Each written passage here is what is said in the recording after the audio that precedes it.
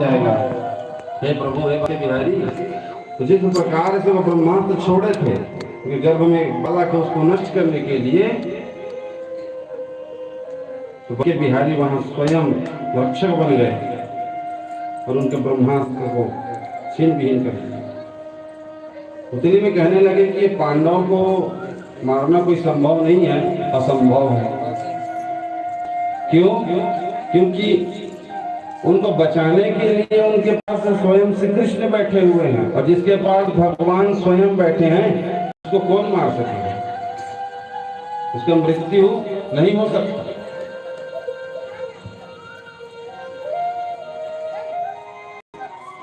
जैसे ही वो आगे बढ़ा,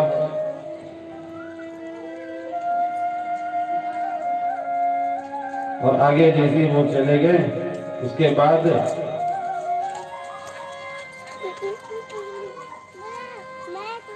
जब उसका जन्म हुआ, और जैसे ही जन्म हुआ तो वो है कौन? इसका जन्म हुआ, उत्तरा के गर्भ से कौन जन्म हुआ है? बताइए ना। राजा परीक्षित। ये खमरछठ में है कथा। वह सृष्टि व्रत भी की थी उत्तरा, जिस कारण से उसके पुत्र का रक्षा हो। अब जैसे ही राजा परीक्षित का जन्म हुआ, अब इधर गांधारी और धृतराष्ट्र दोनों अपने राज्य से बाहर निकले, और जैसे ही राज्य से बाहर निकले ना, तो इधर 5 पांडव भी और युधिष्ठिर राजा परीक्षित को राज्य सिंहासन पे अभिषेक करके बैठा दिया। और जैसे ही उसको बैठा दिए ना, राजा बन गया। और राजा बना, और बनने के बाद वो अपना राज्य का पालन करना प्रारंभ किया।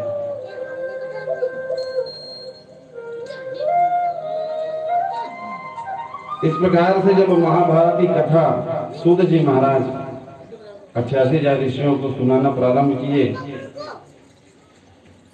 उतने समय भगवत स्वरूप भगवान से प्रार्थना करने लगे कि हे नाथ, आप हमको एक बात बताइए। राजा परीक्षित का जन्म हुआ, राजा परीक्षित का तो जन्म हो गया, लेकिन भगवान आगे फिर और क्या कथा की? तो कहने लगे कि जिस प्रकार से उनके पुत्रों का वध हुआ था, उसके कारण से उसको बहुत मिलाप था, बहुत पीड़ा हो रही थी, लेकिन सहन करना पड़ता है। इस प्रकार से ना, जब सुने कि सूत जी महाराज 88,000 ऋषियों को बताए हैं कि ये अमर कथा भगवान भोलेनाथ भी कर रहे हैं, मां पार्वती को यह कथा सुना रहे हैं, उस कथा को सुनाना प्रारंभ किया। कब? जब वेद व्यास जी को चिंतित हुआ कि मैं इतना बड़ा ग्रंथ रच दिया हूँ, श्रीमद् भागवत महापुराण में लिख करके रख दिया हूँ, लेकिन इसको कौन पढ़ेगा? उसी समय भगवान भोलेनाथ माँ भगवती कथा सुनाते हैं, और वेद व्यास जी की पत्नी का नाम है पिंगला, और जर्जर अवस्था को प्राप्त संतान नहीं है।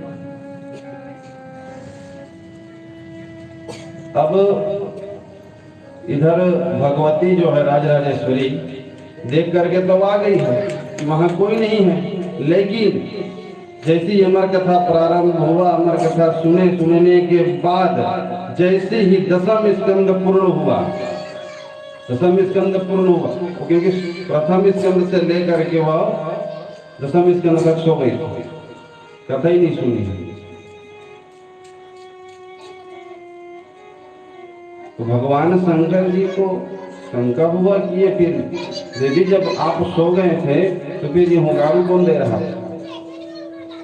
उसको बताइए। जरूर यहाँ कोई न कोई बैठा हुआ है।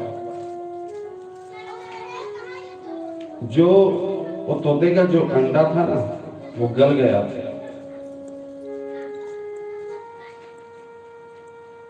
जब ये अमर कथा सुना ना तो वो तुरंत अमर हो गया, जीवित हो गया।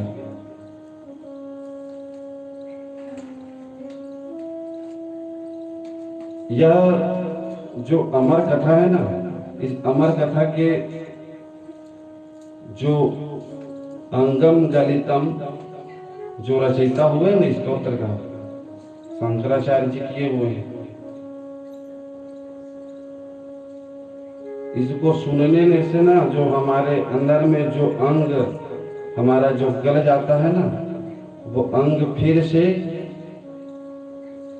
युवावस्था को प्राप्त हो जाता है, ये अमर कथा को सुनने से। अब भगवान जैसे ही देखे उस तोते के बच्चे को देखे तो भगवान शंकर जी क्रोधित हो गए, कहने लगे कि तुम इसके सुनने के अधिकारी नहीं हो, तुम कहां से आए हो। भगवती से कहने लगी कि तुमको मैंने बार बार कहा कि जाके देखो, इस अमर कथा को सिर्फ तुमको ही सुनना है, तुम्हारे सिवा दूसरे को नहीं सुनना है, इसका अधिकारी नहीं है। यह है कौन? भगवान भोलेनाथ क्रोध हुए और क्रोध से त्रिशूल को उठा करके उनको मारने के लिए दौड़े और वो भगा वहां से। जैसे ही वो भगा और भगने के बाद बहुत समय तक तो उसके पीछे भगता ही रहा। और वेदव्यास की पत्नी ऋतुकालीन में धर्माचरण में प्रवृत्त हुई थी।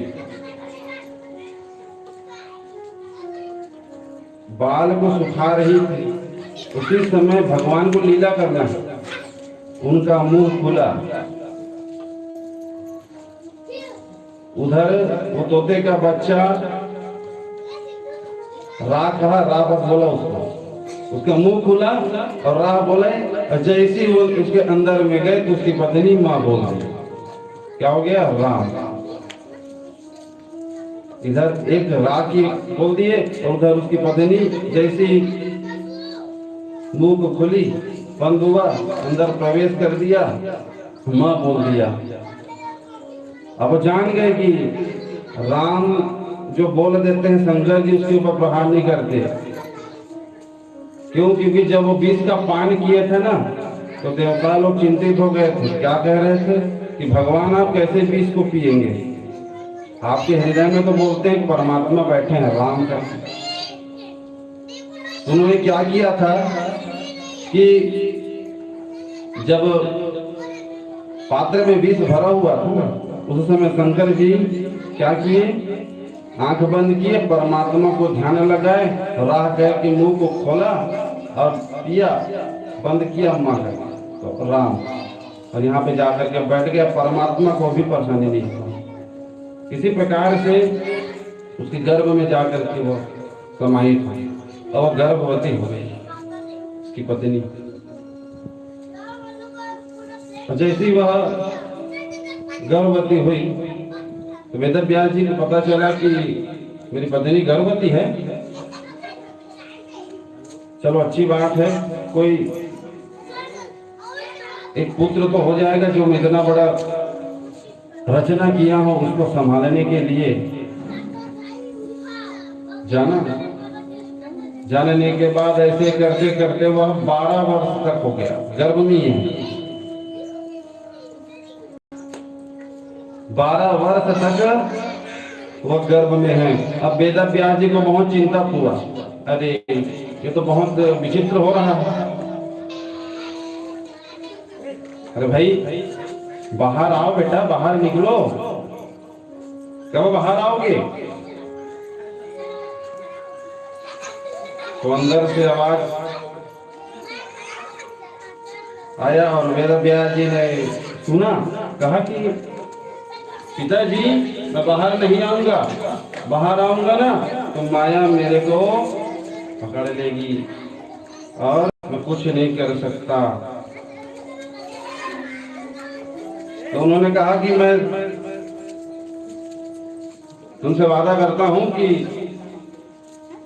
माया तुमको नहीं पकड़ेगी, तुम बाहर आ जाओ बेटा। इस प्रकार से वेद व्यास जी का बात को सुनते हैं और उसके पुत्र का जन्म होता है।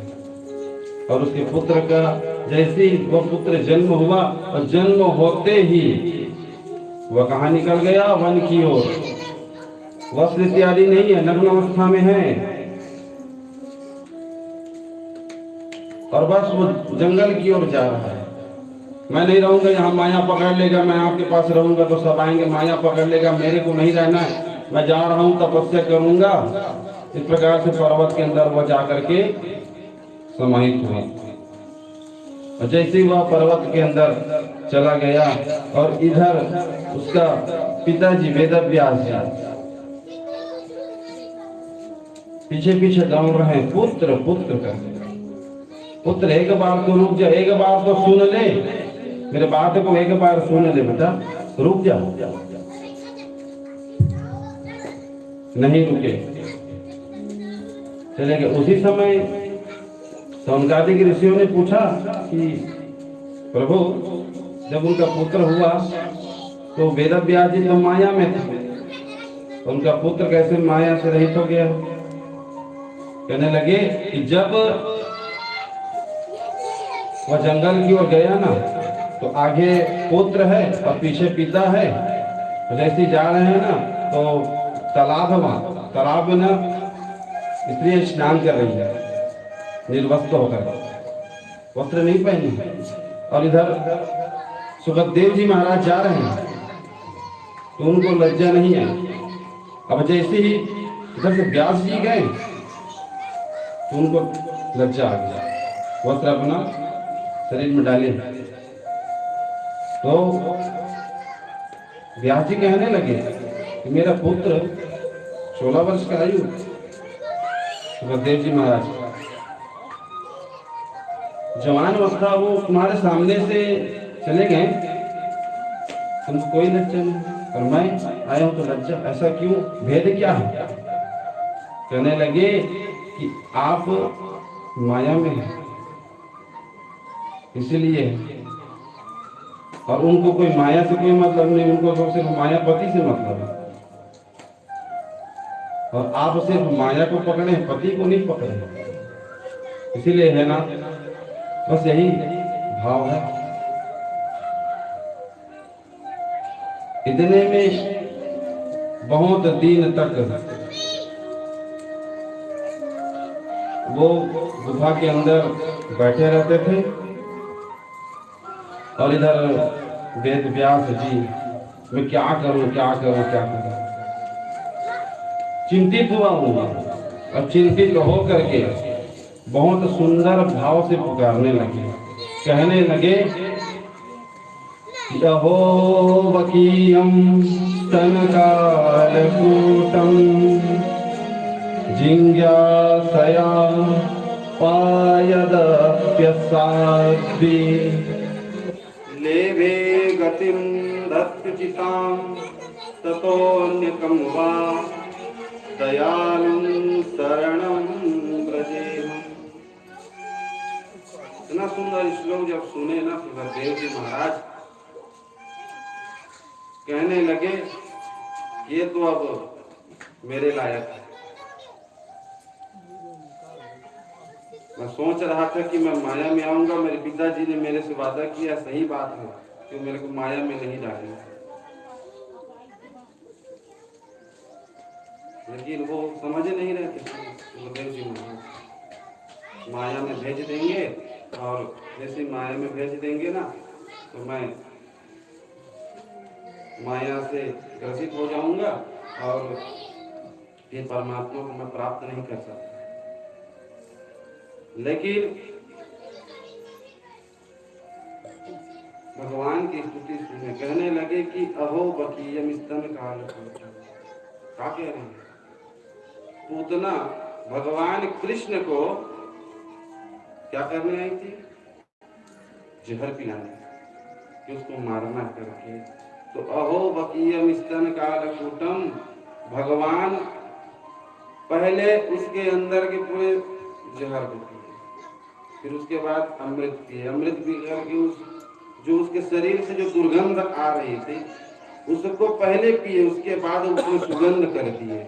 ऐसे हैं भगवान श्री कृष्ण बांके बिहारी, जिसका मैं रचना किया हूँ बेटा।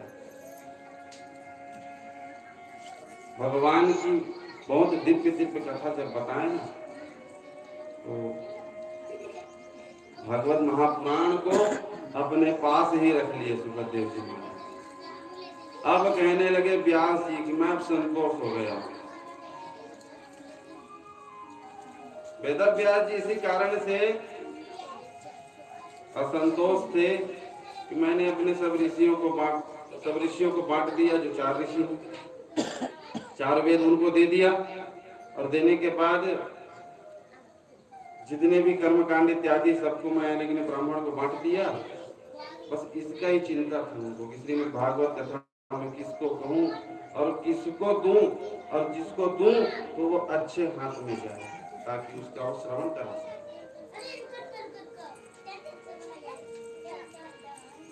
भगवान बांके बिहारी की कथा फिर करना वो प्रारंभ किया। तो देव जी महाराज एक आसन पे बैठे, और आसन पे बैठ करके भावपूर्ण के साथ उन्होंने कथा प्रारंभ की। और इधर राजा परीक्षित को राज्य सिंहासन दिया, और जैसे ही राज्य सिंहासन दिया ना, तो वो क्या किया था, राज्य सिंहासन जैसे ही पहुंचा उसके मन में कोई भाव नहीं था कि मैं कोई पाप करूं या अपनी मर्यादा का लांघ दूं। इस प्रकार से वो उनके मन में कोई भाव नहीं था, उनके मस्तिष्क में, क्योंकि उसके ऊपर भी कलयुग नहीं बैठा था, उसके ऊपर भगवान स्वयं उनके साथ। तो उन्होंने विचार किया कि अब राज्य तो मिल गया, राज्य मिल गया तो क्या करूं। अब विचार करते करते उन्होंने कहा कि अब कहीं घूम करके आ जाते हैं। घूम करके जैसे ही आ जाएंगे तो थोड़ा नगर भ्रमण कर लेते हैं। ऐसे विचार किए, विचार करके वसुकर जो राजा परीक्षित है वो अपना शिकार करने के लिए चला गया। और जैसे ही वह शिकार करने के लिए चला गया, उधर अपना राज्य सिंहासन संभाल रहा है, और इधर शौनकादि ऋषि फिर पूछना प्रारंभ किया। क्या पूछे? ये कथा कितने जगह चल रहा है? नैमिषारण्य में लग चल, और नारद जी व्यास जी को सुना रहे हैं, व्यास जी अपने शिष्यों को सुना रहे हैं, और वैकुंठ में बैठे भगवान ब्रह्मा जी सुना रहे हैं। ब्रह्मा जी से कहा गया, ब्रह्मा जी एक नार है ना, उस नार के अंदर फिर जाते फिर बाहर आते, देखते तो चारों तरफ जल ही जल, फिर अंदर, फिर जैसे अंदर गए तो कुछ नहीं पाए, नीचे भी जल ऊपर भी जल, चारों तरफ जल, तो परमात्मा है कहाँ? उन्होंने ध्यान लगाया, और ध्यान लगाया ना, परमात्मा प्रकट हुआ। और जैसे ही ये बांके बिहारी चतुर्भुजधारी लेकर के प्रकट हुए, उस समय प्रणाम किया ब्रह्मा, और प्रणाम करके कहने लगे कि प्रभु आपका आदि मध्य अंत दिखाई नहीं दे रहा है, आप कहाँ रहते हैं? तब ब्रह्मा जी को 4 श्लोक में ये श्रीमद् भागवत कथा सुना दी। कहने लगे कि सुखदेव जी महाराज का जन्म हुआ, राजा परीक्षित को श्राप हुआ, 7 दिन में तेरी मृत्यु हो जाएगा। जन्मेजय उसका पुत्र श्राप दे दिया, राज्य को सिंहासन को छोड़ करके वह वन की ओर चला गया। नाना प्रकार की यह कथा बताई ब्रह्मा जी उपदेश दी।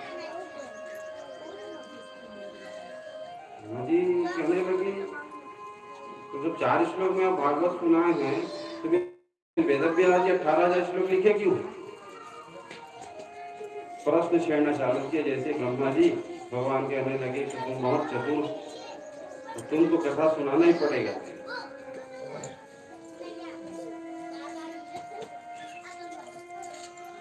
भगवान कहने लगे कि जाओ तुम पहले तपस्या करो, बिना तपस्या का फल नहीं मिलता। जैसे कि हम लोग की तपस्या किए हैं यहाँ कथा करवाने को, कितने वर्ष किए हैं? 3 वर्ष।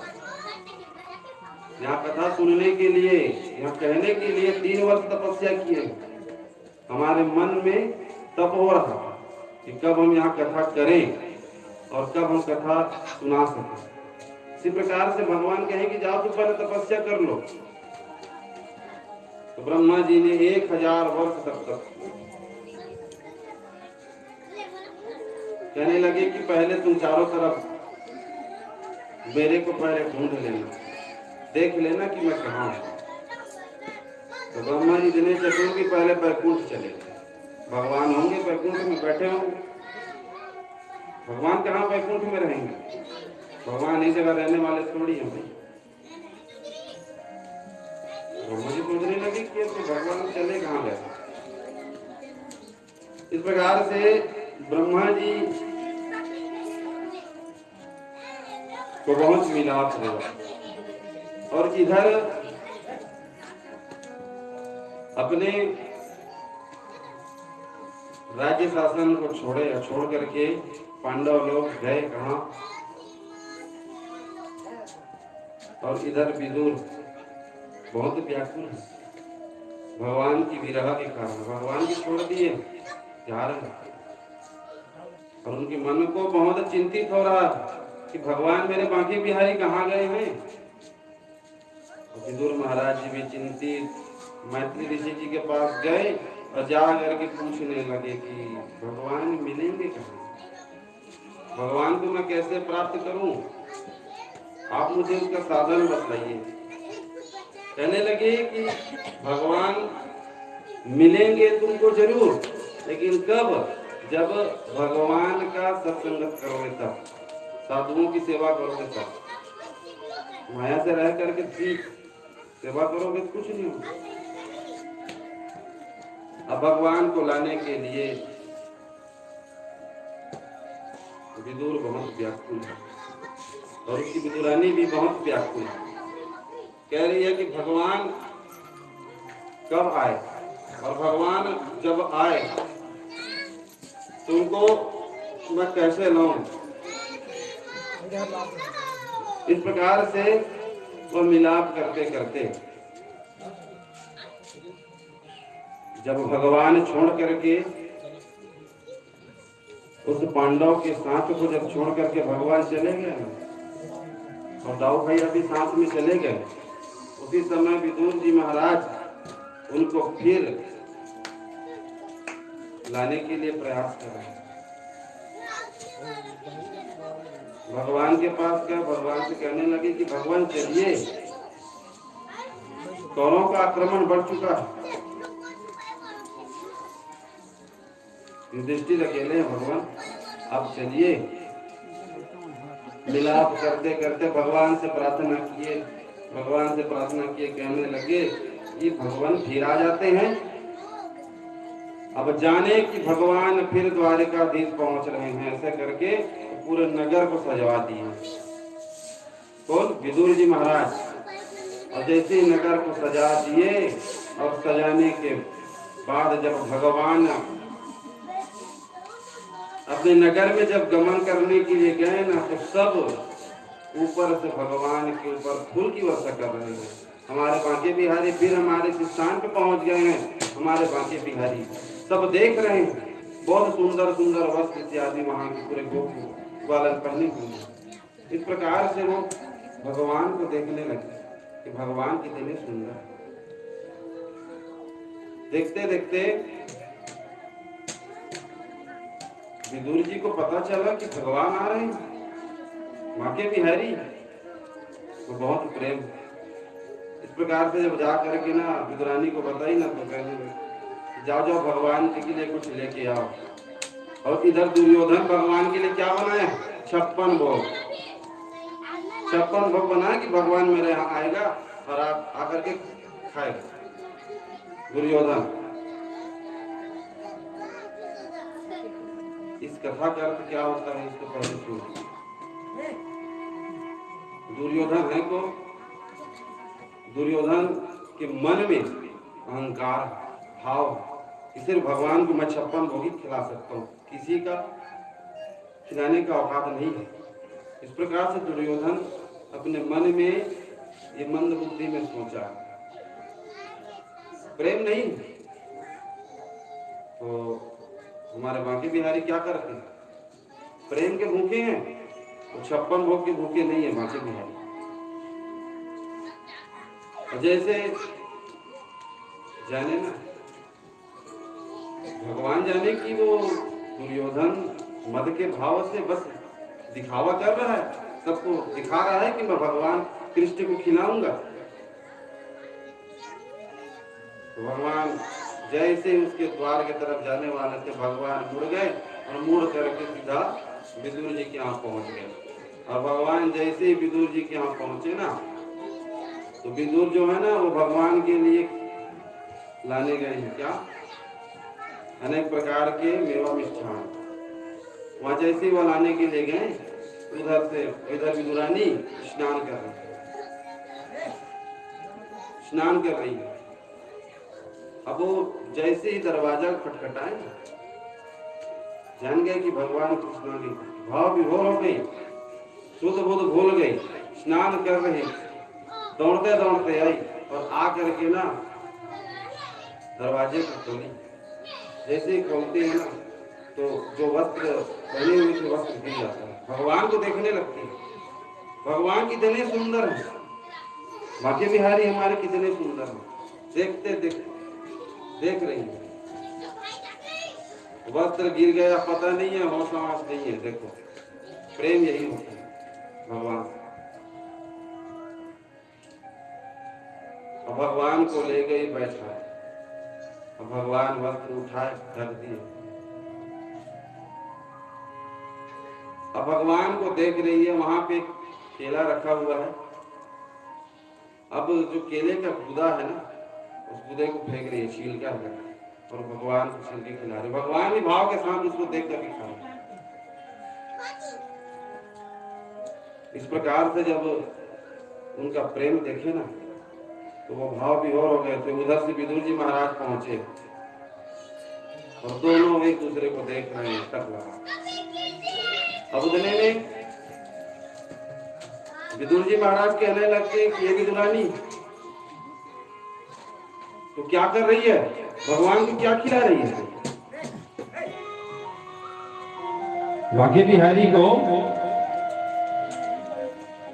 केले का छिलका खिला रही है। तो कहते हैं कि नहीं, मेरे से भूल हो गए, क्या करूं मैं। बांके बिहारी इतने सुंदर हैं कि मैं अपना शुद्ध भूल गई थी, अपना होश खो बैठी थी इनके भाव के कारण से। तो भगवान वहां बैठे और बैठ करके ना भक्ति भाव के साथ उनके साथ भोजन इत्यादि। तो जिस प्रकार से एक बार निमंत्रण हुआ राजा परीक्षित को, क्या निमंत्रण हुआ, दुर्योधन के यहाँ अन्न ग्रहण किया। और दुर्योधन का जो अन्न है ना वो विशुद्ध है, क्योंकि चोरी, कपट, माया, छल भरा हुआ उसके अन्न में। जा करके तो अन्न का ग्रहण कर लिया, लेकिन राजा परीक्षित का मन शांत नहीं हुआ, अक्रांत मचना चालू हो गया, क्योंकि कलयुग बैठा था ना उसमें। और स्वर्ण का मुकुट था, स्वर्ण के मुकुट को लगाया और लगा करके जैसे अपने सिर के ऊपर लगाता है तो कलयुग उसके ऊपर हावी हो जाता है। कहने लगे कि कितना भारी क्यों लग रहा है। तब जान गए कि ये तो अच्छा भी होगा, इसमें कुछ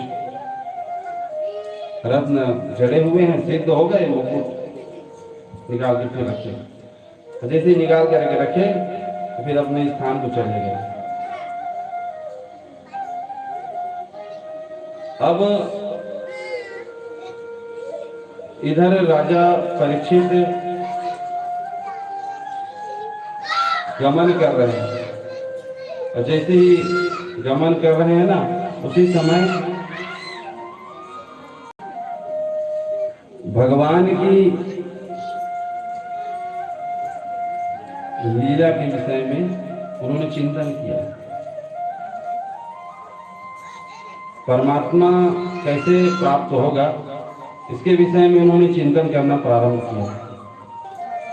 मेरे को परमात्मा मिलेंगे कैसे?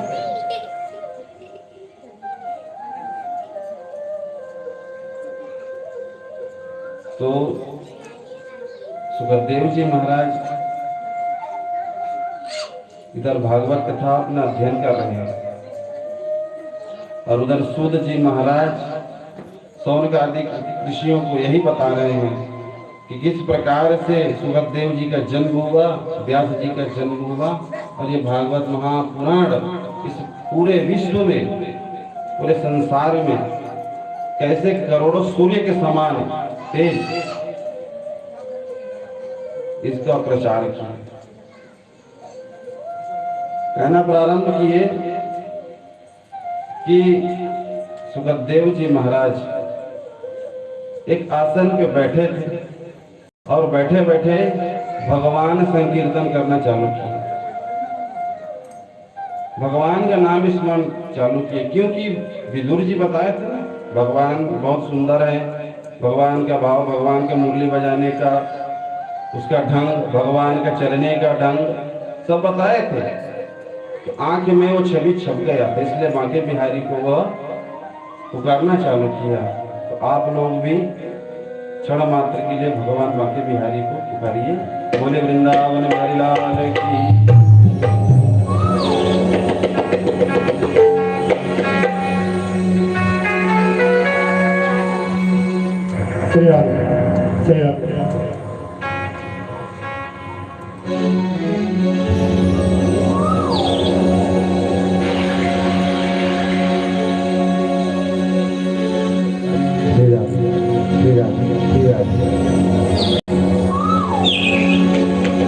युवा पे राधा राधा राधा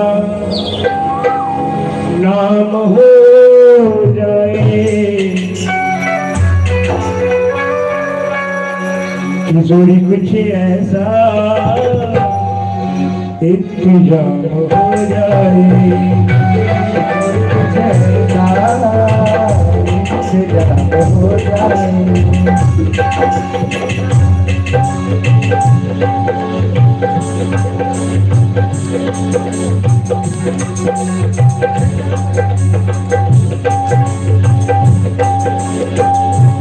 राधा राधा राधा नाम हो जाए, राधा राधा राधा नाम हो जाए, ऐसा इंतजाम हो जाए, कोई कुछ ऐसा इंतजाम हो जाए।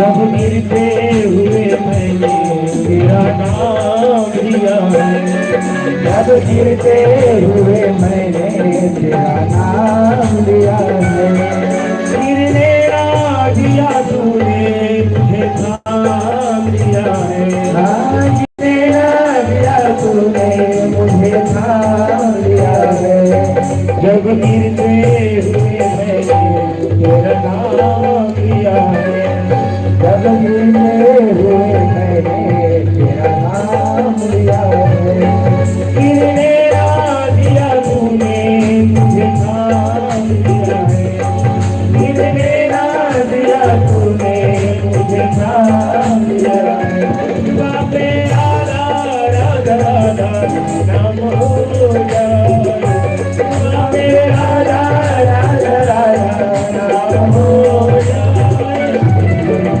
ऐसा हो जाए, और कुछ ऐसा हो जाए।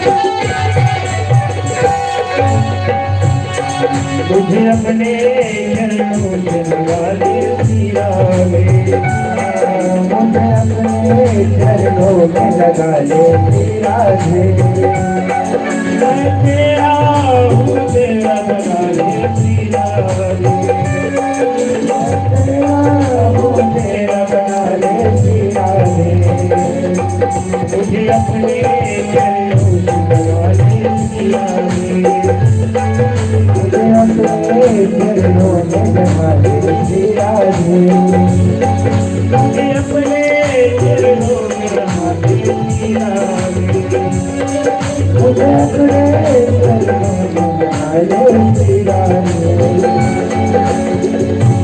बापे राधा राधा राधा नाम हो जाए, बापे राधा राधा राधा नाम हो जाए,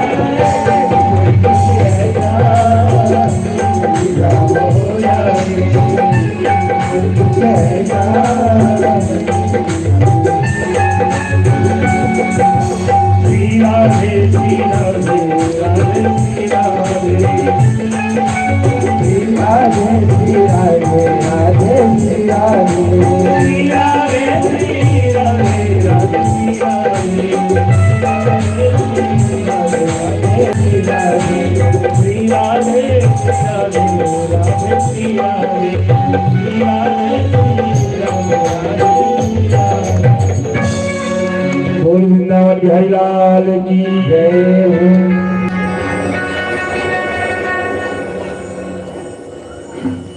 बोले वृंदावन बिहारी लाल की।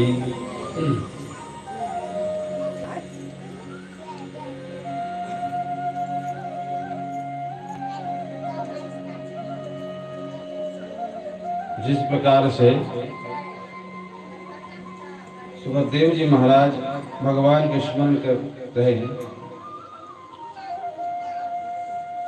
उसी समय सुध जी महाराज के पास सौनक आदि ऋषि और पूछना प्रारंभ किया। कहने लगे कि प्रभु, तो जिस प्रकार से सुखदेव जी महाराज का जन्म हुआ और राजा परीक्षित जो हैं उन्होंने अपने राज्य को संभाल रहे हैं और भगवान भी इधर आ गए हैं और गांधारी और धृतराष्ट्र कहाँ गए हुए हैं? वन गमन में। घूम रहे हैं। अब जान गए कि कोई नहीं है मेरा,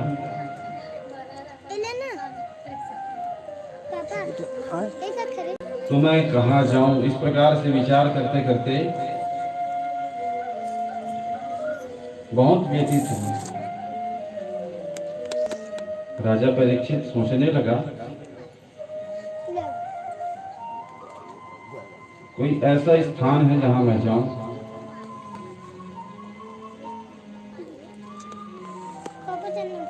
अब जैसे ही राजा घूमने के लिए पहुंचे और घूमने के लिए गए ना, तो अपने राज्य में उसने क्या देखा? हाँ? नहीं अभी नहीं है। कि एक बछड़ा जिसका 4 पैर है, तो एक पैर के ऊपर खड़ा हुआ है।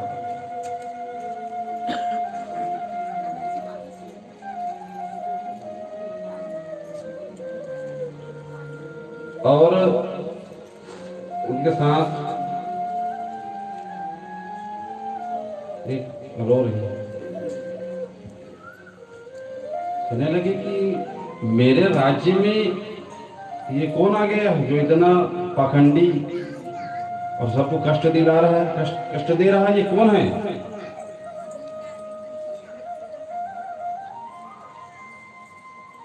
तो उसको जैसे ही मारने के लिए तलवार उठाते हैं, उसी समय वह झुक जाते हैं। और वो जो एक पैर के ऊपर जो खड़ा हुआ है ना, उसके ऊपर एक प्रहार कर रहा है, उसको मार रहा है, ताड़ना कर रहा है। वो है कौन? कलयुग।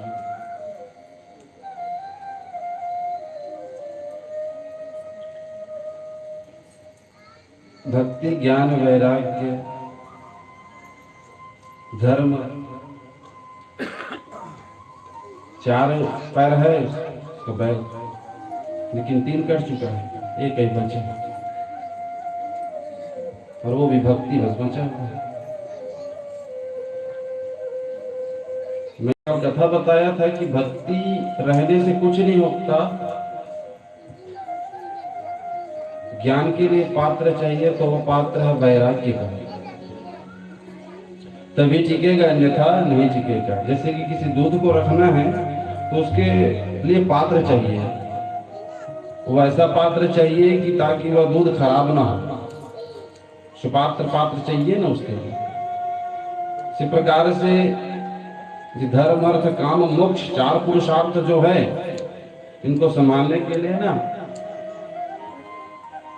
हमको भक्ति, ज्ञान, वैराग्य की आवश्यकता है।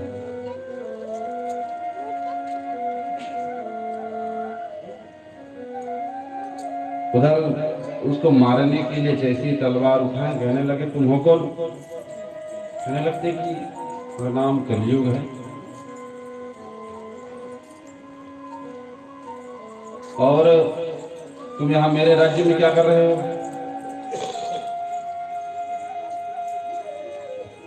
कहने लगे कि मैं जाना कि आपका राज्य बहुत अच्छा है, इसलिए मैं यहाँ गया। तो तुम इनको दुख क्यों दे रहे हो? कलयुग कहने लगता है कि ये धर्म, काम, अर्थ, मोक्ष सब को चाहता ही, मैं चाहता हूं कि ये नहीं होना चाहिए। कौन कह रहा है? कलयुग। राजा परीक्षित कहे कि मेरे राज्य में पूजन पाठ भगवान के नहीं हुआ, ऐसा समझो।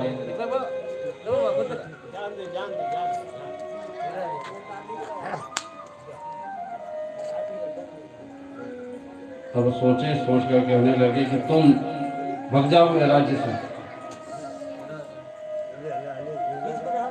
कहने लगे कि भगवान मैं किसके शरण में जाऊं? आप यहाँ के राजा हैं, मैं आपके शरण में आया हूं, आप ही बताओ। कहने लगे तुम कलयुग हो। कलयुग का अर्थ होता है आलस्य। कथा का 2 अर्थ होता है।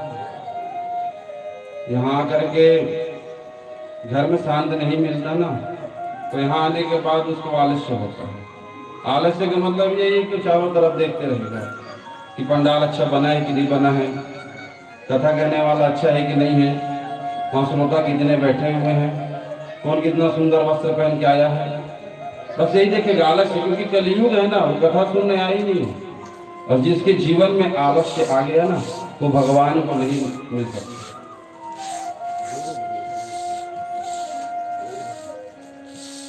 तो कलयुग को ना 4 स्थान देते हैं। तुमको 4 स्थान दे देता हूँ, जाओ। कहने लगी कि स्थान का नाम बताओ। कहने लगे कि जहाँ मदिरा है, जहाँ बिकता है मदिरा, वहां जाके बैठ जाए। जहाँ जुआ खेला जाता है वहां जाके बैठ जाए। जहाँ स्त्रियां अपनी देह का व्यापार करते हैं वहां जाके बैठ जाए। और कहने लगे कि और कहाँ बैठो, कि स्वर्ण में भी जाके बैठ जाए। कहाँ भेज दिए? स्वर्ण, तो सोना पहनते हो। तो सूत जी महाराज से पूछने लगे कि 4 स्थान दिए, 3 स्थान तो समझ आता है। सूत जी महाराज ये स्वर्ण समझ नहीं आ रहा है, स्वर्ण समझाइए, उसमें कैसे कलयुग का वास हो जाएगा। तब कहने लगते हैं कि सौनक आदि के ऋषियों ध्यान से सुनना।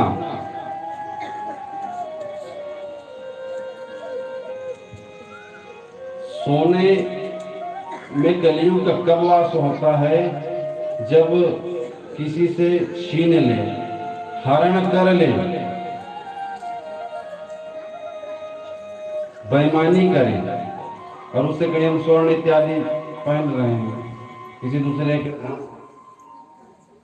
उससे क्या होगा? उसमें थोड़ा थोड़ा कलयुग का वास रहेगा। और जो अपने मेहनत से कमाएंगे और मेहनत से कमा करके जो बाकी बिहारी को अर्पण करके पहनेंगे, उसमें कलयुग का वास नहीं होगा। यह स्वर्ण की महिमा है। स्वर्ण की महिमा बताने के बाद इधर सूत जी महाराज पूछ रहे हैं कि जब ब्रह्मा जी फिर अंदर गए नाल में, फिर ऊपर आए, जब उनको चतुर्श्लोकी के बारे में पता हुआ, जानकार हुए,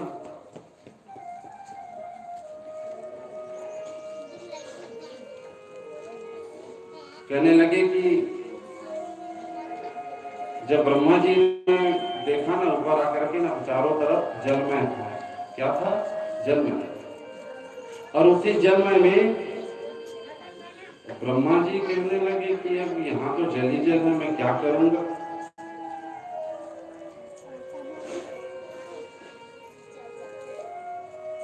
तो ब्रह्मा जी को बहुत चिंतित हुए और ब्रह्मा जी को ना पूरा चतुर्श्लोकी भागवत कथा सुनाए, और सुना करके कहने लगे कि ब्रह्मा जी आप तो सृष्टि का निर्माण करिए। किसका? सृष्टि का। ब्रह्मा जी कहने कि मैं कैसे सृष्टि का निर्माण करूंगा? तो भगवान कहने लगते हैं कि ब्रह्मा जी आप में वो तेज है जो पूरे संसार का पालन पोषण कर सकते हैं।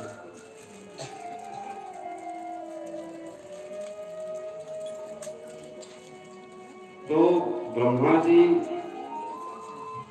कमल के ऊपर बैठे हुए हैं और ब्रह्मा जी को यह चिंता हो रहा है कि मैं कहां से उत्पन्न हुआ हूं, मेरी उत्पत्ति कहां से।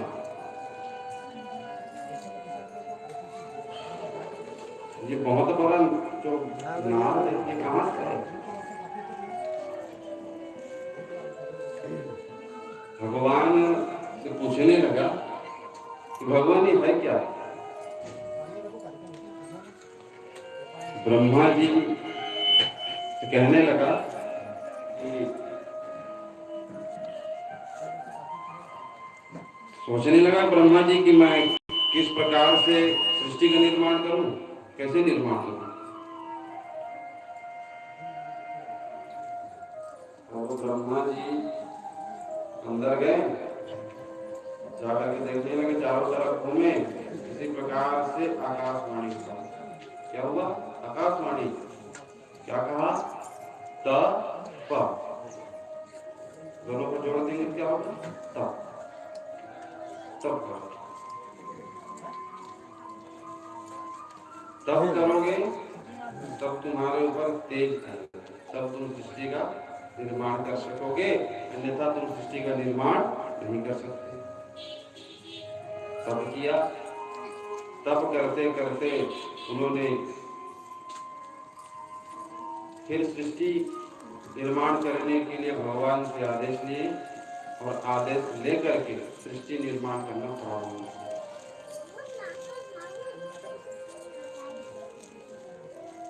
और उसके बाद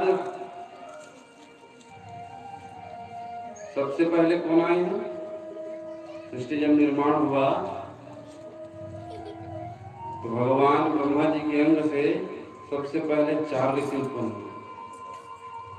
सनक, सनंदन, सनातन, सनत कुमार। 4 ऋषि जब उत्पन्न हुए ना तो ब्रह्मा जी को प्रणाम करके कहने लगे, पिताजी क्या किया, हमको आप क्यों आए? तो ब्रह्मा जी कहने लगते हैं कि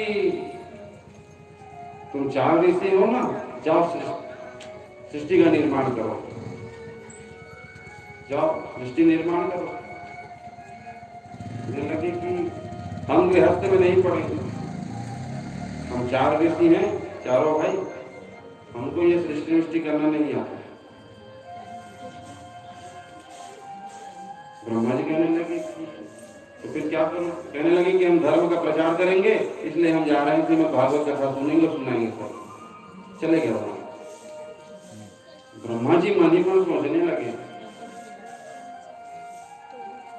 जैसे मन मन सोचे ना तो अपने भौं को सिकोड़े। इस प्रकार से एक दिमाग खराब रहता है, सिकोड़ता है भौं, वैसे ही उसका भौं सिकोड़ा। सिकोड़ने के बाद वहां से भी एक दिव्य तेज उत्पन्न हुआ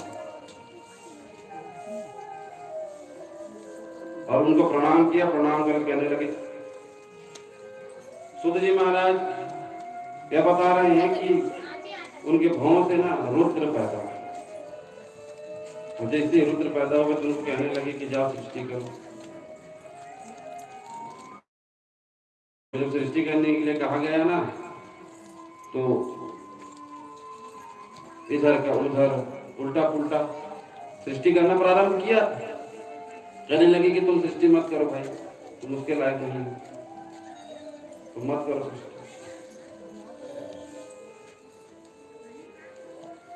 इस प्रकार से ब्रह्मा जी चिंतित हो गए। तो ब्रह्मा जी भगवान को ध्यान किए, भगवान को ध्यान किए तो उनके तेज से सभी अंग से 10 महर्षि उत्पन्न हुए। कितने? 10 ब्रह्मा जी के पुत्र। और वह कौन कौन है?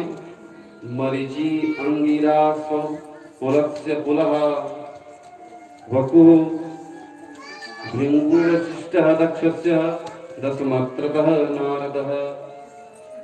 मरीचि, अत्रि, अंगिरा, पुलह, क्रतु, भृगु, वशिष्ठ, दक्ष और 10वें में नारद जी। अब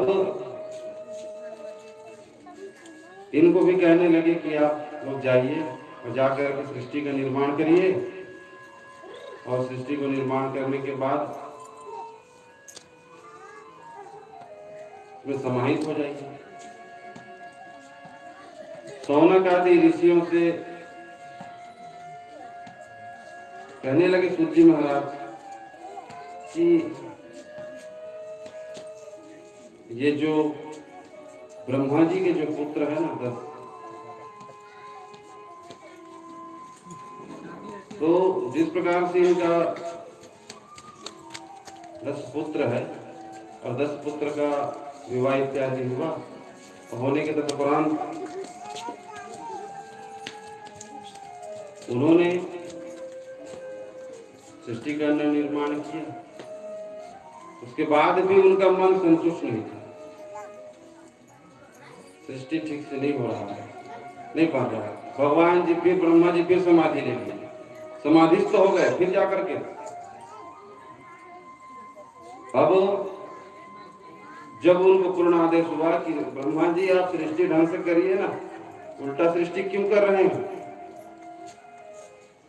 तब उनको समझदारी आया। जैसे समझदारी आया ना, तो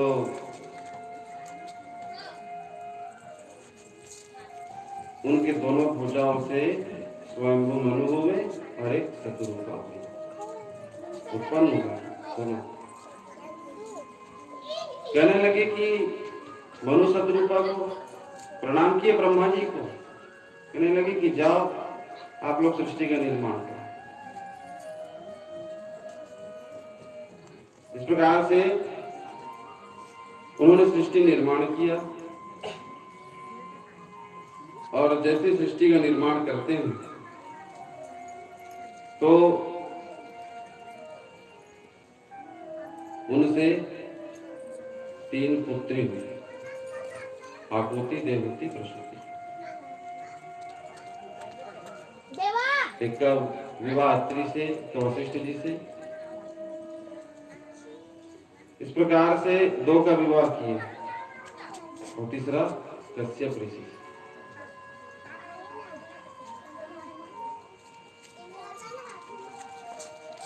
और 2 पुत्र हुए।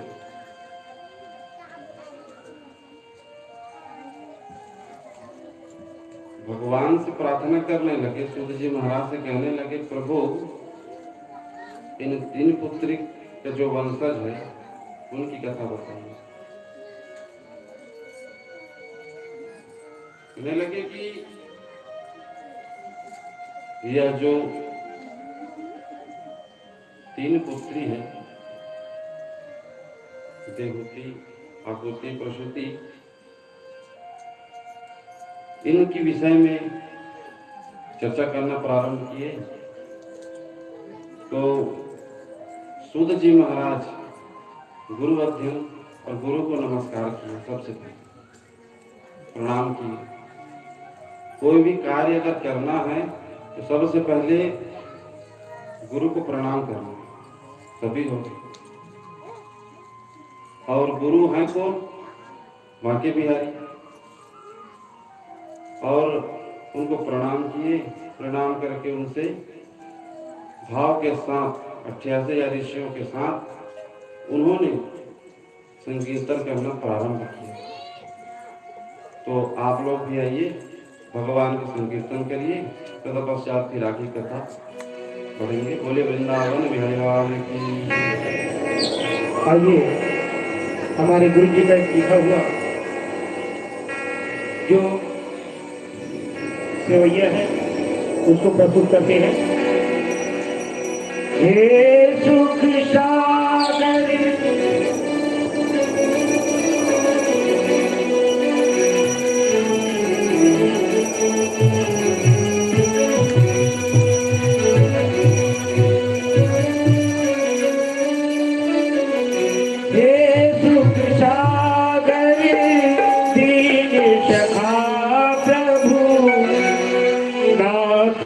के तुम नाथ कहा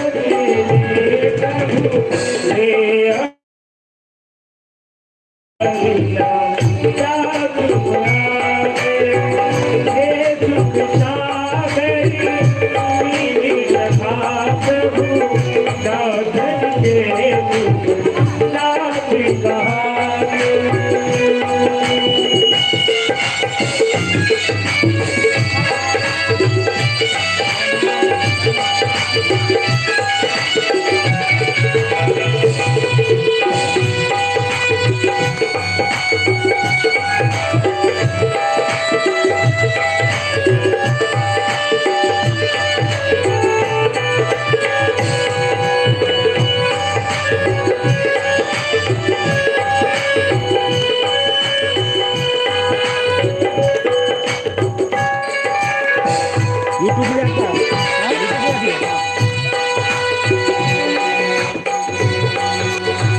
धर्म बचावने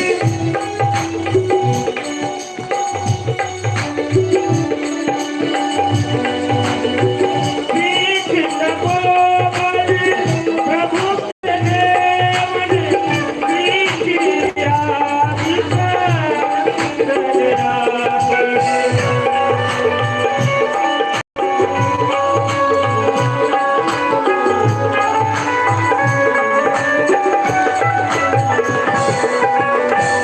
नारद के आवे कामिए प्रभु भक्ति प्रभाव सभे बतलाते सत बने कपि वेद बने प्रभु वेद ज्ञान नारायण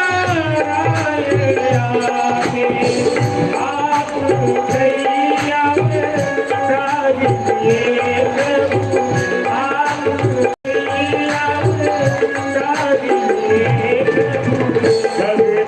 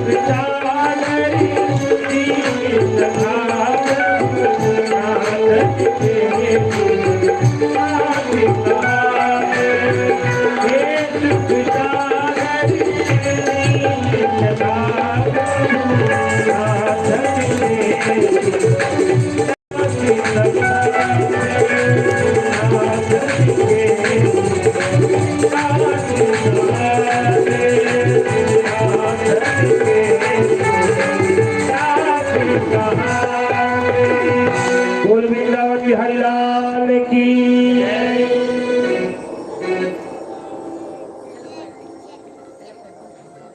बोले वृंदावन बिहारी लाल की, जय नारायण भगवान की। इतने सब बैठे बस एक आवाज आ रहा है, यहाँ टाइम पास करना है क्या? बताइए ना। जब संसार में कोई नहीं रहता ना, तब भगवान के शरण में जाना होता है। और जब ये क्या कि किसी को देख लेना और देख करके जब रूप बहाना, ये अलग बात है, रूप से रूप देख कर। लेकिन जो अंदर से अश्रु निकलता है ना, उसमें कुछ न कुछ भाव अवश्य रहता है। हाँ विजय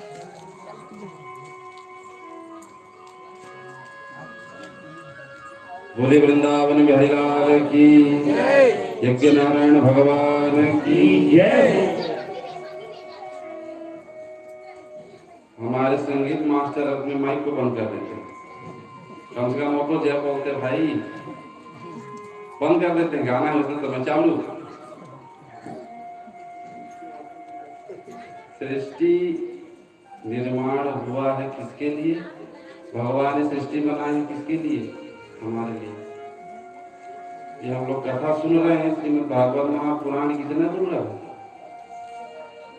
कल रात की कथा में बताएं आप लोगों को कि सुधा कुंभम देवत्रा समाज अमृत के कलश लेकर के सुखदेव जी महाराज के पास आए थे। ये अमृत आप हमें पिलाइए, राजा परीक्षित को स्वर्ग का अमृत पिलाइए। तो सुखदेव जी महाराज कह दिए कि तुम इसके पीने के लायक ही नहीं हो, तुम अपने अमृत को रखो, ये श्रीमद् भागवत कथा अमृत को तुम नहीं पी सकते। क्यों? क्योंकि मनुष्यों को ना हर प्रकार की सुविधा है, उसके बाद भी कमी रहता है।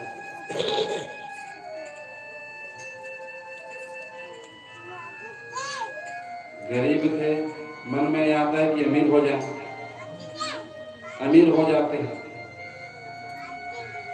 अमीर हो जाने के बाद घर नहीं है, थोड़ा सा और अच्छा सा घर बना लेते हैं। एक घर बनाने के बाद और 4 घर बनाने की इच्छा। आज कम से कम 10,000 रुपये कमाई हुआ, कल 20,000 हो जाता। बस यही इकट्ठा भाव में हम लोग एक साथ लगे हुए। होना कुछ नहीं है, जितना बनाओगे आपके साथ कुछ नहीं जाएगा। जाएगी क्या? क्या आपको पुत्र जाएगा कि पुत्री जाएगी? क्या आपकी पत्नी जाएगी? जाएगा? कोई नहीं जाता। ये संसार जो ब्रह्मा जी बना हुए हैं, ये संसार को हमारे लिए बना हुआ है।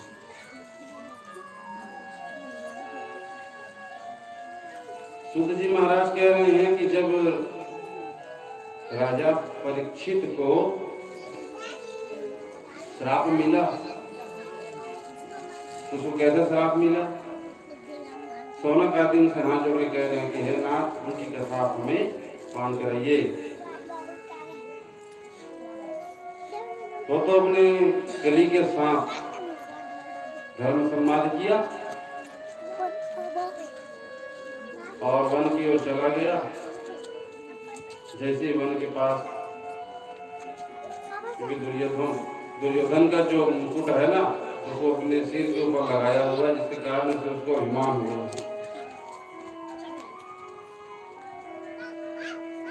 क्यों? क्योंकि कलयुग का स्थान है क्या? कहाँ रहता कलयुग? सबसे पहले हमारे सिर में, हमारे सिर में रहता है। कुछ भी आप जैसे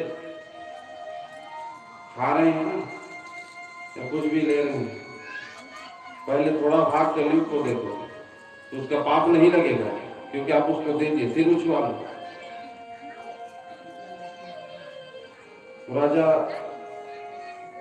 परीक्षित ने उनके मुकुट को पहन करके रथ में चढ़ करके वन की ओर निकल गया शिकार करना।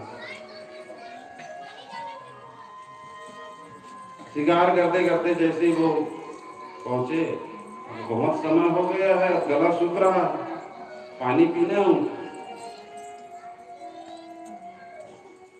वही ऋषि का आश्रम है। वो कौन से ऋषि का आश्रम है? श्रृंगी ऋषि। श्रृंगी ऋषि का आश्रम है। वहां श्रृंगी ऋषि अपने ध्यान में बैठे हुए हैं। और ये मद के भाव से, अहंकार के भाव से राजा परीक्षित उनको बार बार कह रहा है कि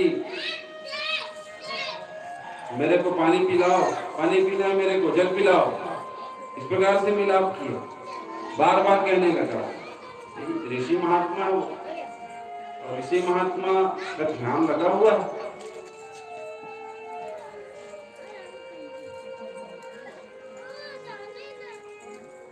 सुना नहीं, सुनकर कहने लगा कि मेरे राज्य में रहते हो, मेरे बात का पालन नहीं करते हो। एक मरा हुआ सर्प वही पड़ा हुआ था, उस सर्प को उसके गले में डाल दिया और बोला दे।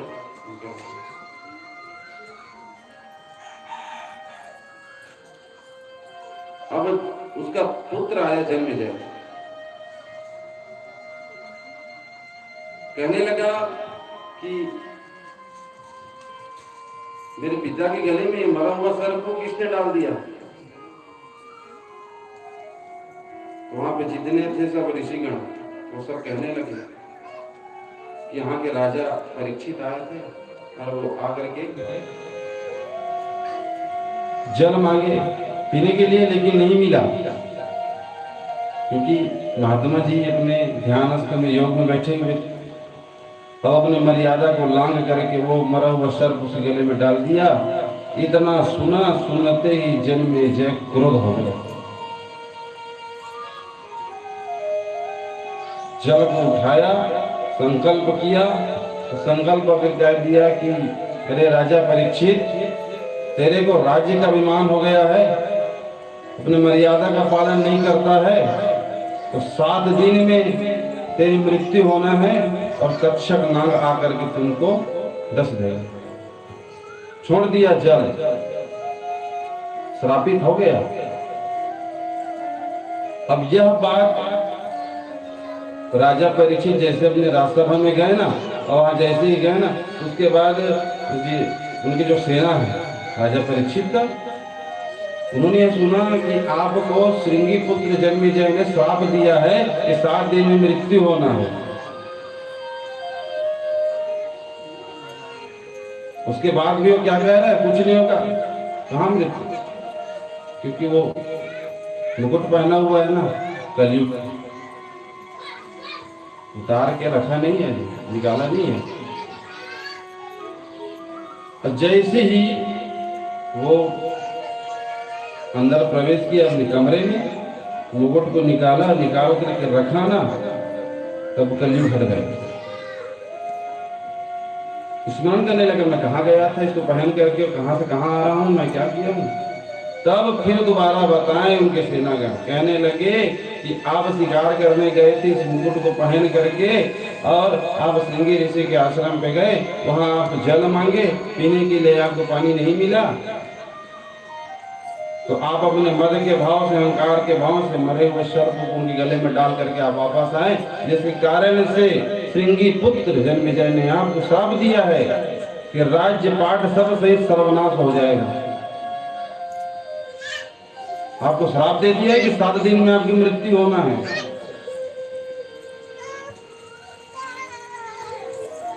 इतना सुने और सुन करके कहने लगे कि 7 दिन में मेरी मृत्यु हो जाएगी। मैं कितना अनर्थ कर दिया, मैं अपने राज्य का पालन नहीं कर सका। मेरे पूर्वज लोग क्या कहेंगे कि हम राजा परीक्षित को इतना सुंदर राज्य सौंप करके आए थे, उसके बाद भी वो मद अहंकार के कारण से सोचने लगे।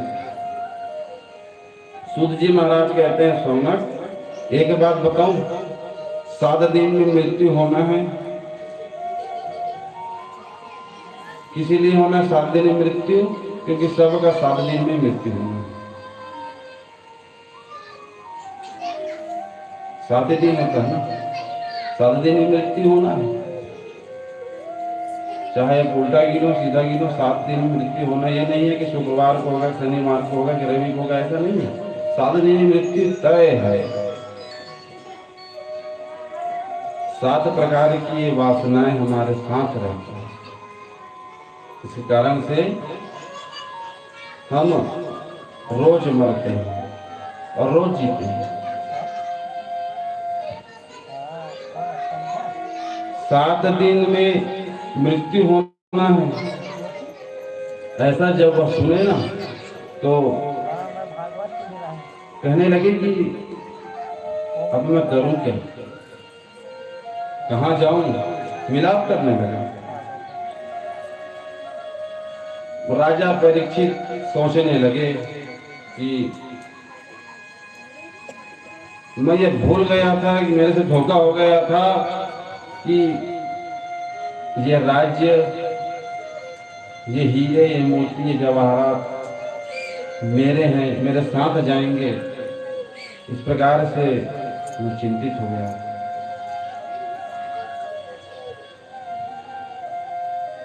इस प्रकार से जब उन्होंने सोचा, सोचने के बाद उन्होंने विचार किया कि मैं कहाँ जाऊं, कहाँ जाऊं तो मुझे मुक्ति प्रदान होगा। तो उन्होंने क्या किया, अपना राज्य पाठ छोड़ करके उन्होंने कहाँ गए, उन्होंने सीधा गंगा जी के तट के पास, गंगा जी के तट के पास जैसे ही वो गए और उन्होंने विचार किया कि मुझे भगवत मुक्ति चाहिए, मैं 7 दिन में मृत्यु को प्राप्त होऊंगा। इस प्रकार से जैसे वहां गए तो हमारे सुखदेव जी महाराज 16 वर्ष की आयु गंगा तक हरिद्वार के पास कथा करने के लिए 16 वर्ष की आयु भगवान इतने सुंदर दिव्य तेज पुंज और सुखदेव जी महाराज संत का भाव क्या है। हम लोग अनेक प्रकार के संत आते हैं, संत का हम बस ऊपर से देख लेते हैं कि भगवा रंग पहना हुआ है, चंदन लगाया है, जटा बढ़ाया है, रुद्राक्ष की माला पहन लिया है और कहने लगते हैं कि हाँ कोई संत आया है। और उस संत के पास जा रहा है तो वो संत क्या है, क्रोध से बोल रहा है, उसके पास लालच है, प्रवचन कराना है आपको महाराज जी। संत क्या करते हैं बताओ, संत का काम क्या है, ज्ञान देना, उपदेश देना। तो आज के संत क्या, संत के पास लालच नहीं होना चाहिए, क्रोध होना चाहिए।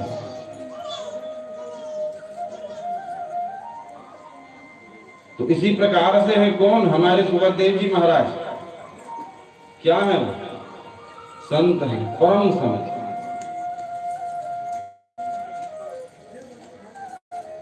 चिंता को दूर किए। जब उसी समय वो हरिद्वार में पहुंचे सुखदेव जी महाराज, और पहुंच करके राजा परीक्षित उनको आसन दिए, व्यासासन पे बैठाए और बैठाने के बाद कहने लगे कि भगवान मेरे को श्राप मिला है कि 7 दिन में मेरे को मरना है, तक्षक मंगाएगा और काट करके ले जाएगा। तो भगवान मैं अपना इतना जिंदगी मोह माया, राज्य पाठ, काम क्रोध लालच इत्यादि में मैं बिता दिया हूँ, और जो मेरा है करके मैं कह रहा था वो मेरा नहीं है। क्यों? क्योंकि आप जितना भी धन इकट्ठा कर लो वो धन से होने वाला कुछ नहीं है। अगर कोई आपको श्राप दे दे तो क्या वो धन रोक देगा क्या? नहीं रोकेगा। और आप चाहे कितना भी काम कर लो, लेकिन जब तक भगवान के शरण में नहीं आओगे और भगवान के शरण में नहीं आओगे तब तक कुछ नहीं होगा। 7 दिन में मेरे को मरना है और मृत्यु प्राप्त हो जाएगा, तक्षक मंगाएंगे, मेरे को दस देंगे, मैं क्या करूं? तो सुखदेव जी महाराज भावपूर्ण के साथ भगवान की कथा सुनाना प्रारंभ किया। कहने लगे कि राजा परीक्षित, यह जो तुम पूछ रहे हो ना, क्या करना है जिससे मेरी मुक्ति हो, उसको सुनो। भगवान बांके बिहारी का दर्शन भगवान कैसे प्राप्त हो। अब गंगा के तट पर बैठे हुए हैं, वहां पे जल भी है, बालू है और बहुत सुंदर सुंदर फल भी लगा है। फलाहार करके वो कथा सुन रहे हैं। और जैसी कथा सुन रहे हैं, सूत जी महाराज सौनक ऋषियों को यह बता रहे हैं कि जिस प्रकार से 4 ऋषि सबसे पहले नारद जी को जो कथा सुनाई, नारद जी का मन उदास था ना, नारद जी को चिंतित हो रहा था कि मैं आया क्यों हूं।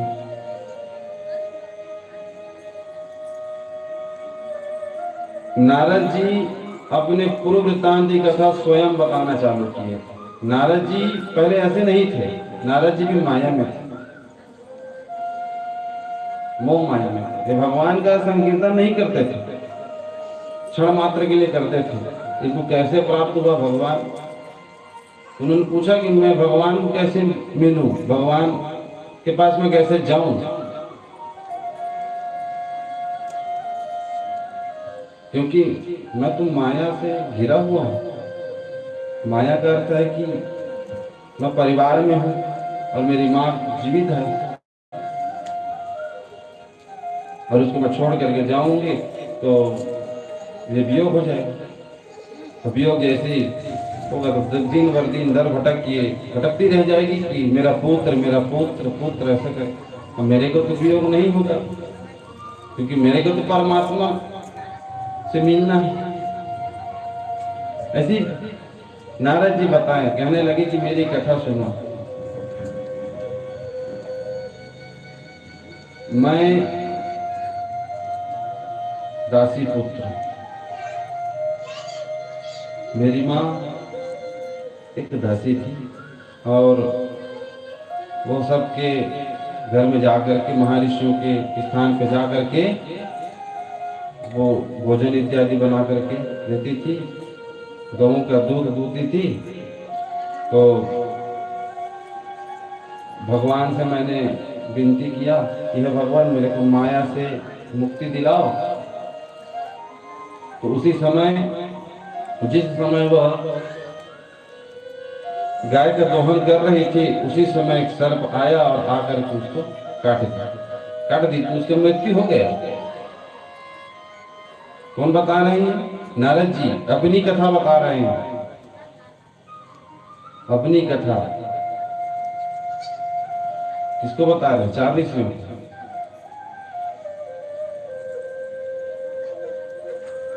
तो मैंने ऐसा सुना कि मेरी माँ की मृत्यु हो गया है, अब मैं मोह से छूट गया हूं। अब उसकी माँ का जैसे मृत्यु हुआ, अब वह मोह से तो मुक्त हो गया। अब फिर विचार किया कि भगवान, मेरे को बार बार वह तृष्णा हर बार सता रही है, क्योंकि अब मन में यह विचार आ रहा है कि माँ होती तो अच्छा लगता, माँ होती है। इस प्रकार से विचार कर रहा है नारद जी। नारद जी जैसे विचार कर रहे थे, उसी समय आकाशवाणी हुआ कि हे नारद, तेरा जन्म माया से छुड़ाने के लिए हुआ है, तो तू स्वयं माया में बंध गया है। तो उसने कहा कि मैं क्या करूं? तो कहने लगे कि तुम भगवान संकीर्तन करो, भगवान का नाम गुनगाओ, भगवान की कथा जगह जगह बताओ, जगह जगह प्रचार करो। इस प्रकार से जब नारद जी यह सुने और सुन करके अपने जो पहले का जो शरीर था, माया का रूप जो शरीर था, उस शरीर का त्याग किया और त्याग करके वो स्वयं अपने, नारद जी अपने नए स्वरूप में फिर आए और आ करके भगवान जी का संकीर्तन किए, भगवान जी का कथा सुनाए, और कथा सुनाए तो उसी प्रकार से भगवान संकीर्तन किए। जिस प्रकार से भगवान संकीर्तन किए और भगवान का संकीर्तन करते करते करते उन्होंने बहुत जगह घूमा भी, बहुत जगह। इस प्रकार से उनके वृत्तांत की कथा होता है। तो सूत जी महाराज सौनक आदि ऋषियों को संबोधित कर रहे हैं कि अगर हमको मुक्ति चाहिए 7 दिन में, तो हमको मुक्ति कैसे मिलेगा? भगवान की पूजन तो रोज करते हैं, भगवान की पूजा रोज करते हैं। कैसे करते हैं? चिंतन होकर करते हैं। चिंतित रहता है कि अगर कोई बहुत बड़ा काम है या फिर भगवान को हम कुछ बना के रख लिए हैं, क्योंकि भगवान कुछ देता नहीं है, इस प्रकार से हम चिंतित करते रहते हैं और चिंतन करके भगवान का पूजन करते हैं। पूजन हो जाता है, क्षण आधा घंटा, ज्यादा से ज्यादा 2 घंटा पूजन हुआ, होने के बाद 22 घंटा बचता है, बचता ही नहीं 22 घंटा। उसके बाद जहां वो पूजन होता है, पूजन होने के बाद क्या करते हैं? भगवान का नाम जपते जपते भूख लगता है, लगता है नहीं? भूख लगने लगता है, अब खा लेता है। फिर मन में यह ख्याल आएगा कि हम कुछ भगवान का हमको संकीर्तन करना है, पढ़ना है। मन में ये सुबह से भाव है ना कि हमको भगवान का पाठ करना है, भगवान का कुछ कथा हमको चिंतन करना है, मनन करना है, लेकिन ये होता नहीं है। अब भोजन इत्यादि किया, भोजन इत्यादि करने के बाद अब क्या हुआ? निंद्रा गई, नींद आना चालू हुआ। नींद जैसे ही आए, कहते हैं मन, ये कहता है मन थोड़ा सो जा, सो गया। उसके बाद जैसे सो के उठा, संध्या बेला हुआ, संध्या बेला में आरती पूजन किए भगवान। पूजन करने के बाद, संध्या पूजन करने के बाद फिर वही सुबह का बराबर सोचे कि रात में पढ़ते हैं, रात में पढ़ते हैं तो अनेक प्रकार की विषय हमको सताना चालू करता है। हम रात को नहीं पढ़ेंगे, हमको नींद आ रहा है। तो ये भगवान जो है दिन और रात बनाए हुए हैं ना, दिन इसलिए बनाए हुए हैं रात को तुम सो जाओ, लेकिन जो सुबह जो है ना, रात क्या है? कलयुग है। देखो 24 घंटा होता है और 24 घंटा में 4 युग बीतता है। इस बात का याद रखना आप लोग। ब्रह्म मुहूर्त से लेकर के सुबह 3 बजे से लेकर के वही 9 बजे तक, 3 से 9 के बीच क्या रहता है? सबसे पहले कौन सा युग आता है? सतयुग। उसके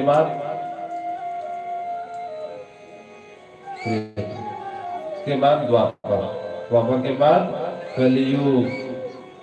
तो 3 युग तो संध्या बेला से ही पहले समाप्त होना प्रारंभ हो जाता है। रात जैसी होता है कलयुग आ जाता है, कलयुग आता है तभी हम सो जाते हैं। होता है कुछ, कलयुग आता है, कलयुग जैसी आया रात हुआ, रात क्या है? रात कलयुग है। कलयुग आया, सो गए। तो हम तो स्वयं कलयुग के मुंह में स्वयं जाके सो जाते हैं, तो भगवान क्या बचाएंगे? बचाएंगे भगवान? भगवान इसीलिए कह रहे हैं कि तुम 3 युग में भक्ति भाव कर लो। कलयुग में इसका कोई गारंटी नहीं है कितना समय ये जो अजगर है ना, उसका मुंह खुला है तब तक खुला है, उसमें आप घूम लो जितना घूमना है, और जब वो बंद हो जाएगा ना तो फिर अंदर ही रहोगे, फिर दोबारा आने की आवश्यकता ही नहीं है।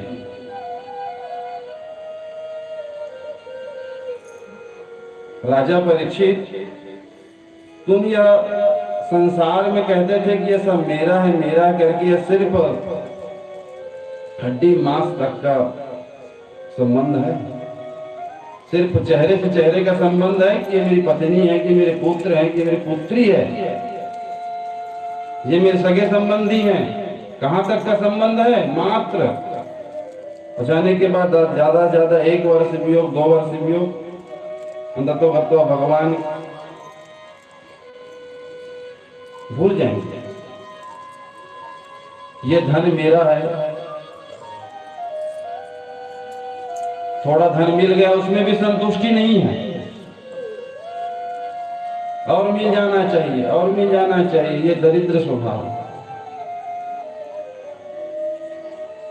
दरिद्र उसको कहते हैं, दरिद्र किसको कहते हैं? दरिद्र उसको कहते हैं कि जो जितना मिला उतने में संतुष्ट नहीं है और की कामना कर रहा है। ये आज मेरे को 10,000 में कमा लिया, अरे और कहीं मिल जाता 10,000। ये दरिद्र है। दरिद्र का अर्थ यही होता है, यह संतुष्टि, संतुष्ट नहीं है उसका भाव। निर्धन का अर्थ यही होता है कि उसके पास धन ही नहीं है,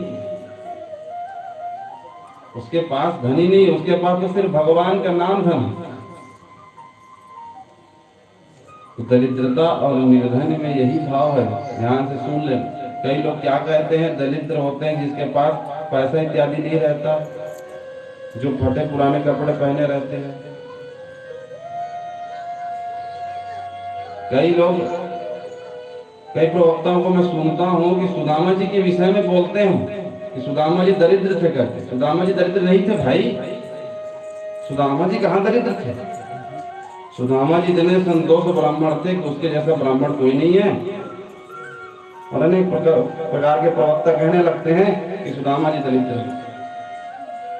भाई दरिद्र उसको कहता है जिसके पास बंगला होने के बाद, गाड़ी होने के बाद और लालसा करता है, वो दरिद्र है। भाई सुदामा कहाँ दरिद्र है? राजा परीक्षित, तुम इस संसार में जितना भी घूम लो तुमको कहीं सुख नहीं मिलेगा, और अंत में तुमको अगर जाना है तो परमात्मा के पास ही जाना है। तो तुम भक्ति भाव के साथ भगवान की कथा श्रवण करो, हाथ जोड़े और हाथ जोड़ करके उनसे प्रणाम करने लगे। उनसे प्रणाम करके उनके सामने उनकी वंदना करने लगे। कहने लगे कि नारायणं नमस्कृत्य नरं चैव नरोत्तमं देवीं सरस्वतीं व्यासं ततो जयमुदीरयेत्। भगवान बांके बिहारी का और अपने गुरु का, दोनों का आदर सम्मान किया, और आदर सम्मान करके राजा परीक्षित को कथा सुनाने के लिए प्रारंभ किया। उसी समय भगवान का संकीर्तन करे। चलिए बोले वृंदावन बिहारी लाल की।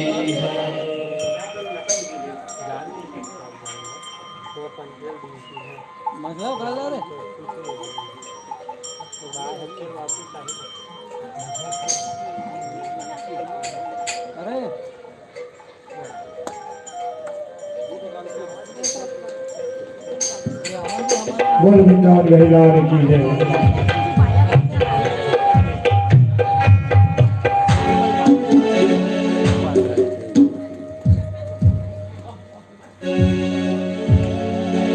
श्याम श्याम श्याम श्याम भज रे सुबह शाम।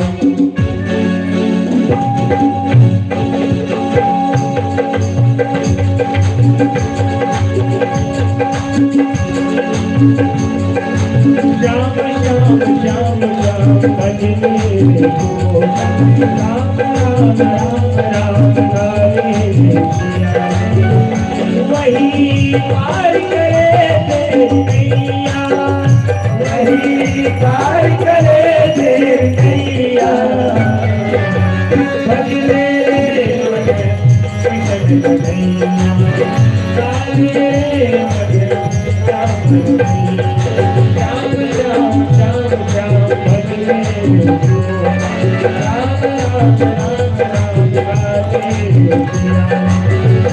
वही पार करे तेरी नैया वही पार करे तेरी नैया भजले काले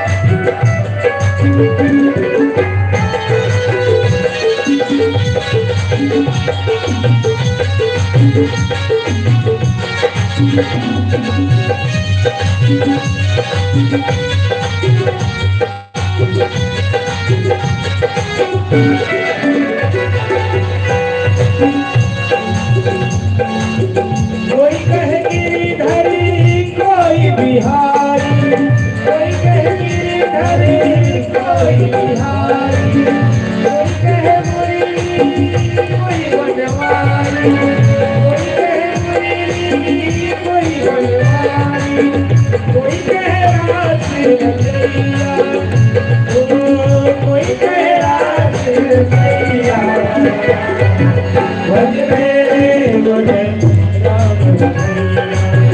काले मने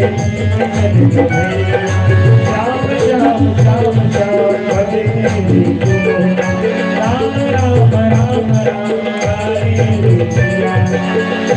वही पार करे तेरी नैया वही पार करे तेरी नैया भजले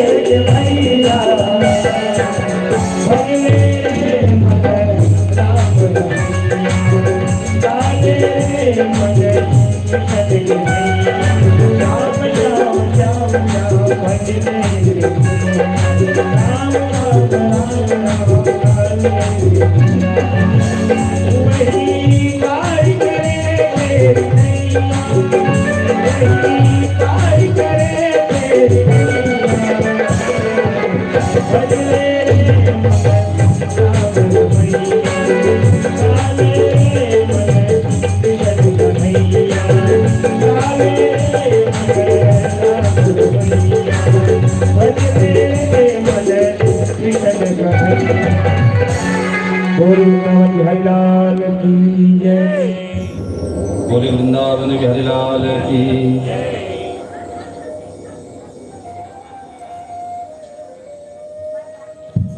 इस प्रकार से राजा परीक्षित को सुखदेव जी महाराज कथा सुना रहे हैं, कह रहे हैं कि सबसे पहले 3 मुक्ति है,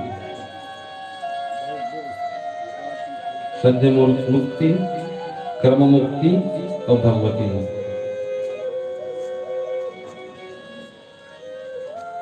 भगवान के प्रति पहले निष्काम भाव होना और भगवान हमको मिलेंगे कब? जब हम सद्य मुक्ति का कुछ साधन बनाएंगे तब मिलेगा। सद्य मुक्ति के बारे में बताएं।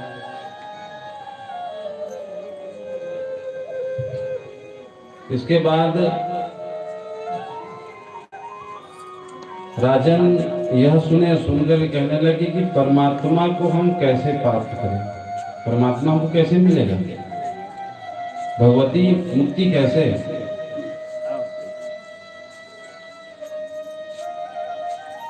तो उन्होंने प्रारंभ किया कि जहां भी कथा हो रहा है वहां जा करके बैठ जाओ और भक्ति भाव के साथ भगवत कथा का श्रवण करो। श्रवण करके उसको घर जाते समय चिंतन करो कि हे भगवती, हमको जिस प्रकार से हमको कोई इसमें कोई लालच नहीं है, हमारा मुक्ति उसी प्रकार से हो जाए और जो कथा सुनते हैं उस कथा को जाते जाते मन में विचार करें। जैसे कि धुंधकारी का उद्धार हुआ। धुंधकारी का अर्थ क्या था? बैठ जाता था बांस के पोल में और उसका भाई जो गोकर्ण था वो कथा सुनाता था, उसको चिंतन करता था। तो वहां तो 88,000 से भी ज्यादा थे। उन लोगों के लिए विमान नहीं आया राजा परीक्षित। जब विमान आया ना तो एक के लिए आया, धुंधकारी के लिए बस विमान आया था।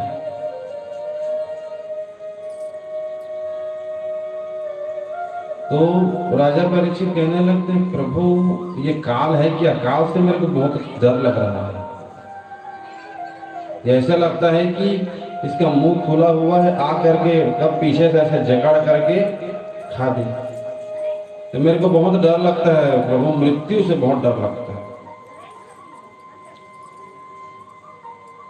जो स्वयं कलियुग को भगाने वाला राजा वो स्वयं कलियुग से डर रहा है।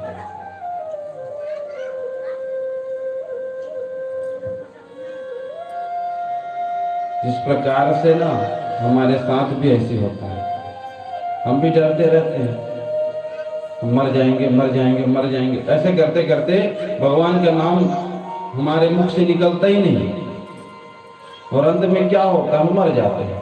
और मर जाने के बाद जब यमराज ले जाते हैं उतना समय जब कहते हैं, यमराज कहते हैं कि अरे दुष्ट, तो इतना सुंदर योनि पाया था जिस योनि को देवताएं लोग लेने के लिए तरसते हैं, वहां जन्म लेने के लिए, भगवान की कथा सुनने के लिए तरसते हैं, उसकी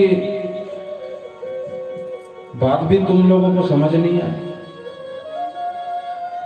जब वो यम के दूत उसको मारते हैं ना अनेक प्रकार के अस्त्रों से, तो वह क्या कहता है कि मेरे को एक बार और भेज दे मनुष्य बना करके, ताकि मैं सत्कर्म कर लूं।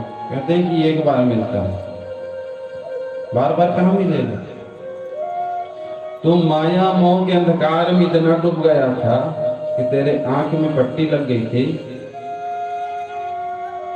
तो इतना कथा सुनता था, उसके बाद भी तेरी बुद्धि कहाँ।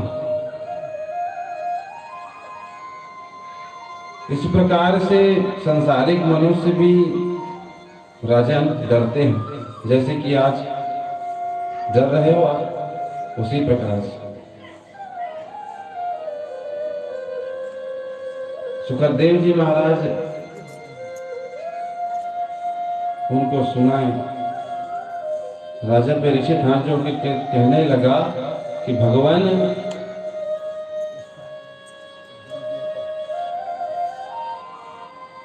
आप एक बात बताइए कि ये कथा सबसे पहले कहाँ हुआ और ये सृष्टि का निर्माण कैसे हुआ? पूछना प्रारंभ किए।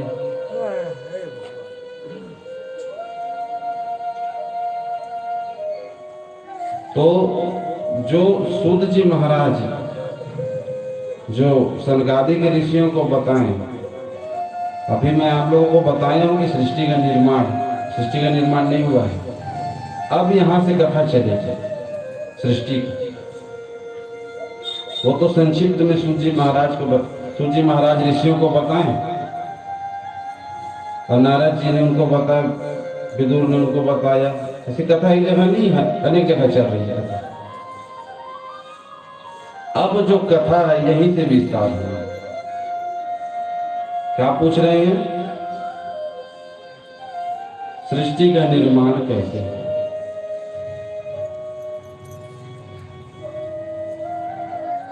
तो राजा सुखदेव जी कहने लगते हैं, सुखदेव जी महाराज कहने लगते हैं कि राजन, जिस प्रकार से तुम सृष्टि का निर्माण पूछ रहे हो कैसे हुआ है, इसको तुम ध्यान से सुनना।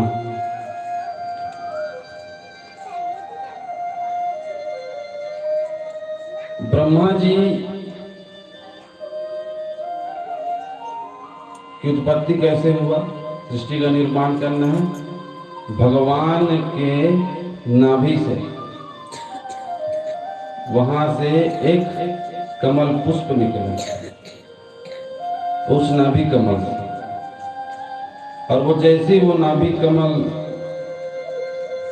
निकले तो वो कमल का फूल होता है, वो फूलता नहीं रहता, ऐसे रहता है। और जैसे वो निकला तो वैसे था।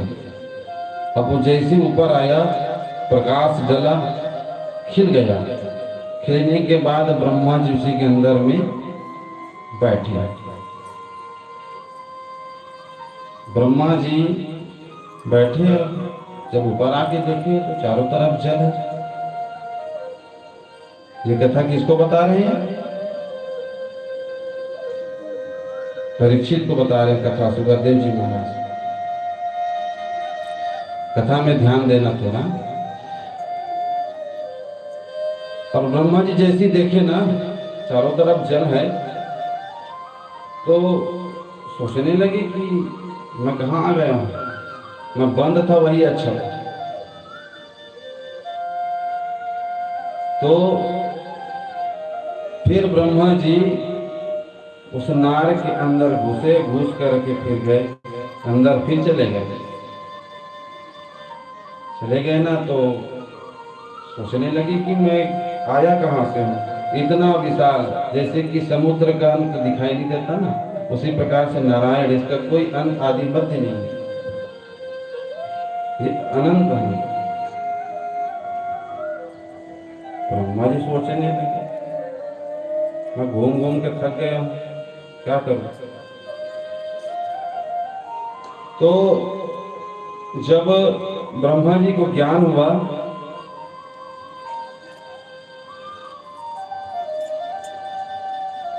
राजा परीक्षित, जब ब्रह्मा जी जाने ना, तो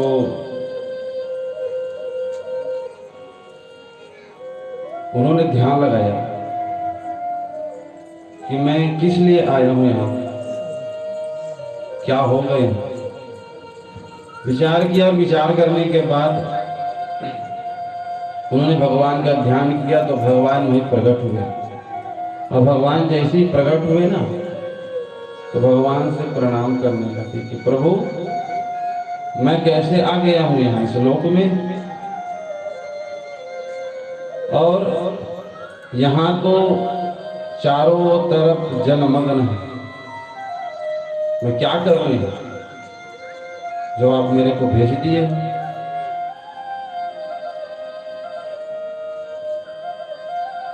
इतना सुने और सुन करके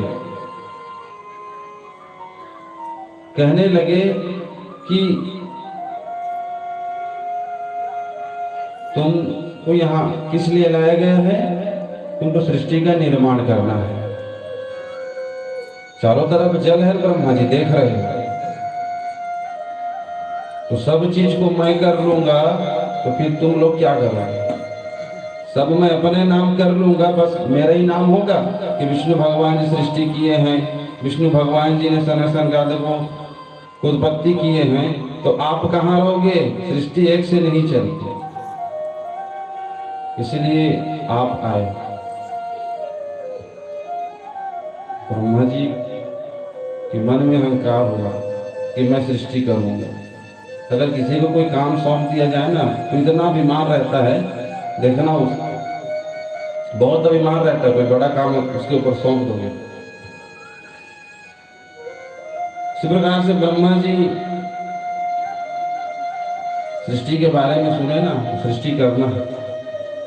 इस प्रकार से सुन करके कहने लगे कि भगवान मैं सृष्टि करूं कैसे? सृष्टि करूं कैसे? कुछ उसका साधन होगा, कुछ उपाय होगा, बताएंगे आप? तो कहने लगे,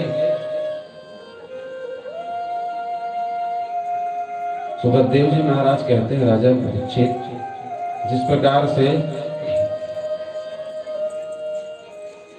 ब्रह्मा जी ने हाथ जोड़ करके उनसे कहा ना, तो भगवान नारायण उनको ना 4 श्लोक में श्रीमद् भागवत महापुराण का पूरा सार तत्व बतला दिया।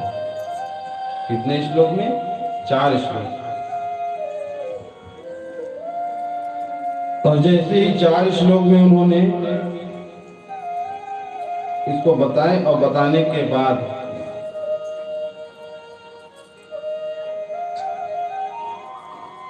भगवान नारायण के 10 लक्षणों के बारे में बताएं।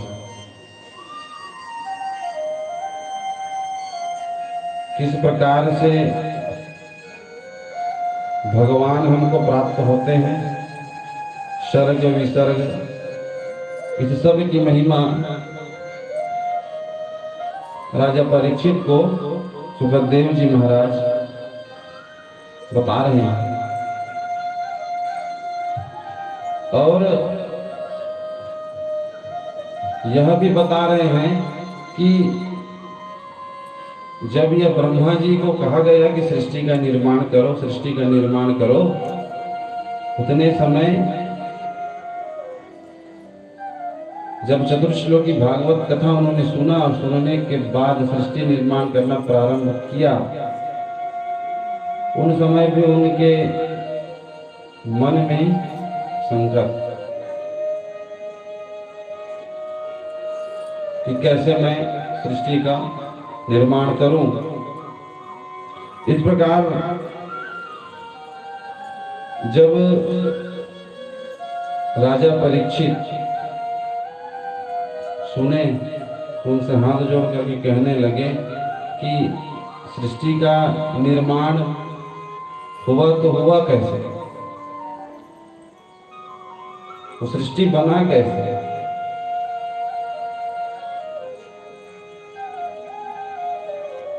तो कहने लगे कि सृष्टि जैसी ही बना, तेज पुंज हो गए। नारद जी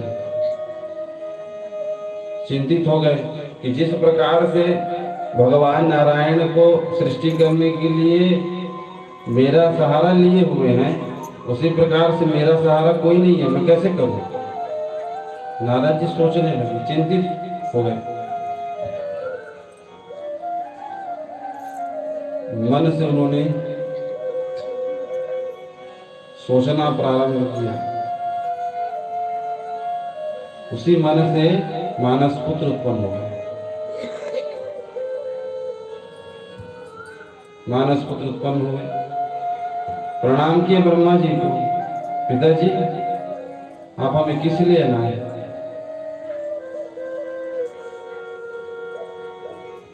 ब्रह्मा जी कहने लगे कि सृष्टि का निर्माण करना है, सृष्टि बनाना है,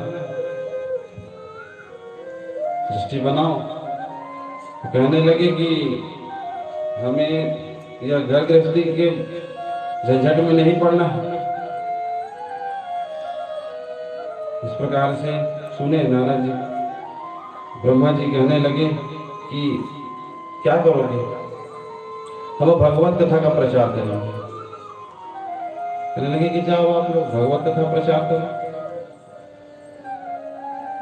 और भगवत कथा प्रचार करने के बाद भगवान का फिर ध्यान किया ब्रह्मा जी। भगवान का जैसे ध्यान किया ब्रह्मा जी ने, उसी समय भगवान उनके पास आए और आ करके कहने लगे नारद जी बताइए आप कैसे याद किए यहाँ? तो कहने लगे कि सृष्टि का निर्माण नहीं हो रहा है प्रभु। कैसे सृष्टि का निर्माण करूं? तो नारद जी भगवान नारायण ब्रह्मा जी को कह रहे हैं कि तुमसे सृष्टि निर्माण कब होगा? जब तुम इस मद लोभ मोह अहंकार को छोड़ोगे ब्रह्मा जी, तब सृष्टि बनेगा, अन्यथा नहीं बनेगा, क्योंकि तुम्हारे मन में भी लालच है।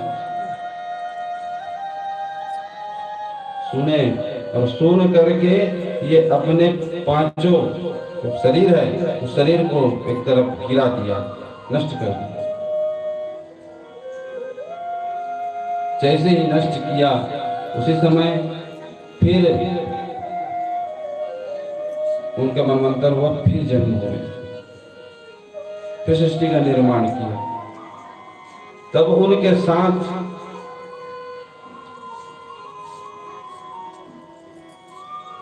भगवान का स्तुति किए और 10 प्रकार इत्यादि का वर्णन किया और 10 ऋषि उनके 10 अंग से उत्पन्न हुए और उत्पन्न होकर के सभी ऋषियों को कह दिए कि जाओ सृष्टि का निर्माण करो।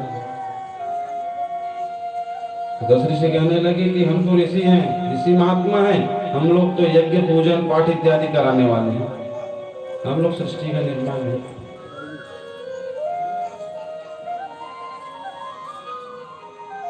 इस प्रकार से फिर चिंतित हुए, चिंतित होकर के ब्रह्मा जी सोचने लगे कि मैं क्या करूं।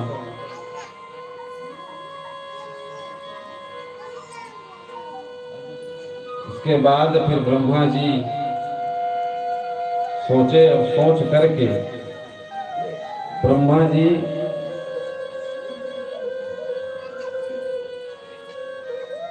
अपने 2 भाग हुए और जैसे ही ब्रह्मा जी 2 भाग हुए और 2 भाग होते ही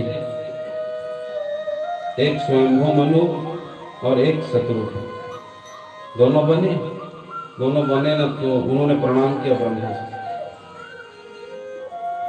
और ब्रह्मा जी से जैसे प्रणाम किया कि पिताजी हमारे लिए क्या आदेश है, आप बताइए। ब्रह्मा जी कहने लगते कि आप सृष्टि निर्माण करिए, सृष्टि का निर्माण करना है तो जाओ आप लोग सृष्टि का निर्माण करो। दोनों को भेज दिए तो फिर जाके देखते हैं चारों तरफ जल, पृथ्वी रहेगा तब तो सृष्टि होगा ना, पृथ्वी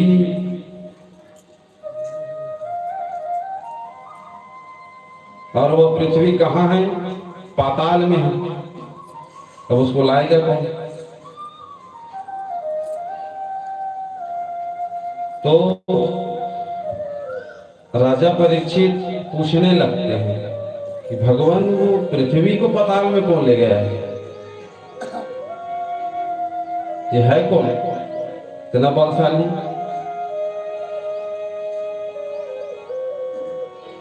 तब उन्होंने कहा कि यह जो पृथ्वी है, इस पृथ्वी को ले जाने वाला और कोई नहीं है, वो दुष्ट राक्षस है जिन्होंने उनको ले जा करके जर्जर अवस्था में डाल दिया और जर्जर अवस्था करके उनको छिन्न भिन्न कर दिया।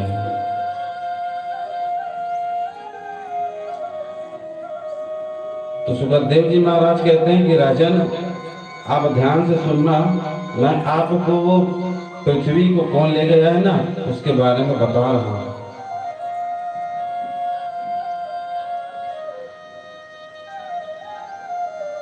सनत सनातन सनातन सनत कुमार 4 ऋषि थे। सनत सनातन सनत कुमार, तो 4 ऋषि थे ना, वो क्या किए, वैकुंठ गए भगवान से मिलने के लिए, दर्शन करने के लिए। और वैकुंठ में भगवान माँ लक्ष्मी के साथ बैठे। उसी समय दोनों का वार्तालाप रहा और उसी बीच में उनके ये 2 द्वारपाल थे। कथा से सब लोग जानते हैं, द्वारपाल थे। कौन थे वो? जय और विजय, दोनों द्वारपाल थे। जय वो जैसे ही चारों ऋषि महात्मा वहां पहुंचे ना, तो जय विजय जो थे द्वार पे, उन्होंने मना कर दिया कि भगवान से भी नहीं मिल सकते, तो अंदर नहीं जा सकते। अनेक प्रकार के परिहास भगवान के लिए करने लगा जय विजय। मद हो गया था कि स्वर्ग का पार्षद बना हूं कर, और भगवान को इधर लीला भी करना है।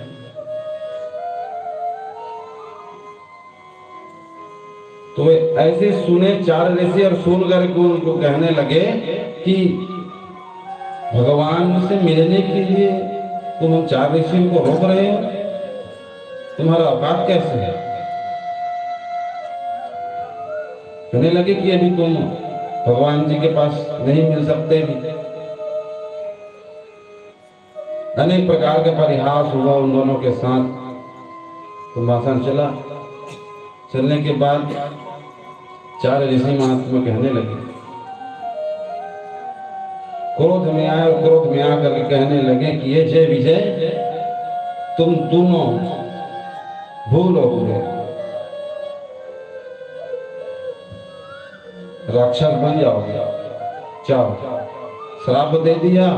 जैसे श्राप दिया,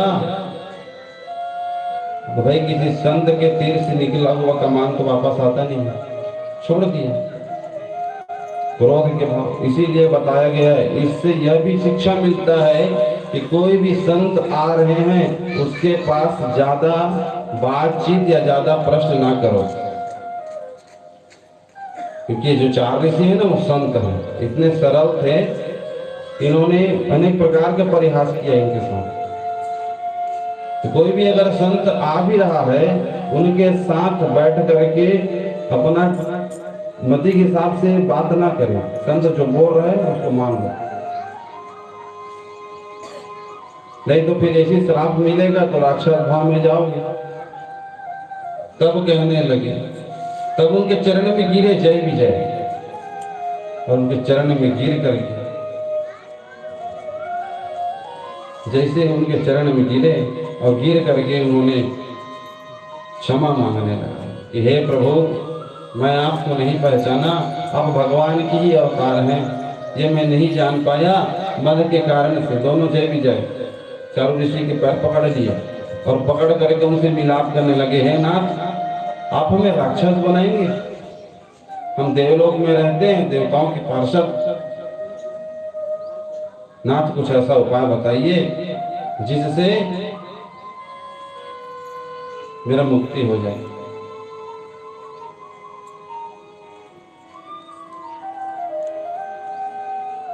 राजा परीक्षित पूछने लगे कि सुखदेव जी महाराज, ये जय विजय श्राप क्यों मिला? क्यों? क्योंकि उन्होंने भगवान के निमित्त असत्य भाषा का उपयोग किया।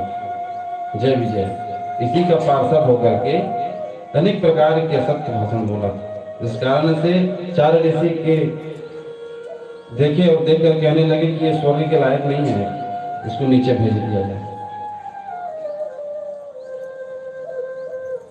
राक्षसी भाव बना, तो जैसे ही राक्षसी भाव उनका बना और बनने के बाद उनका चरण मीरा कहने लगे कि उद्धार करिए। तब चार ऋषि उनसे कहने लगे कि तुम जब राक्षस बनोगे ना तो भगवान अवतार लेंगे, और भगवान अवतार लेंगे ना तब तो सृष्टि चलेगी। इस प्रकार से ना जब ये सुनने के बाद धन्य हो गए कि कहने लगे कि चलो भगवान के हाथ से हमारा मृत्यु है, प्रसन्न हो गए, दुख नहीं किए।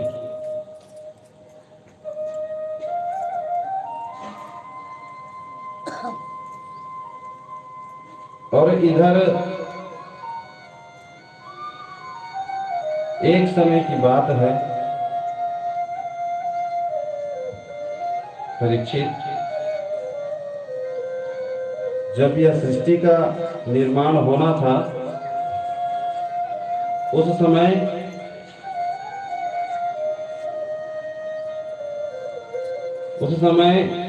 उनको चिंतन हुआ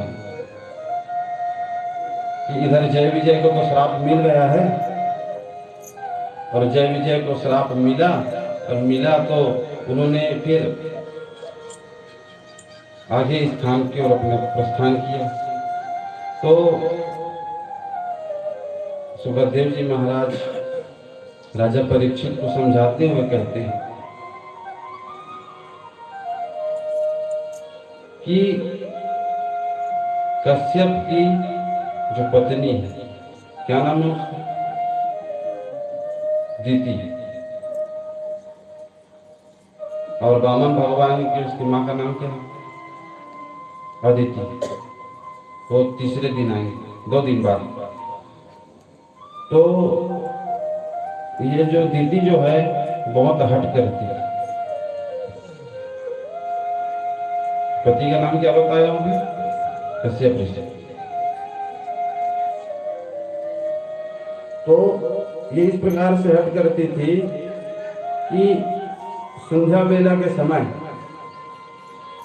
संध्या इत्यादि होता है, जिस समय सूर्य अस्त होता है, दिन जिस समय डूब जाता है, उसके बीच ये जो कश्यप ऋषि है वो भगवान का संध्या इत्यादि गायत्री वंदन इत्यादि करने को जा रहा है। उसी समय दीदी के मन में काम भावना उत्पन्न हुई।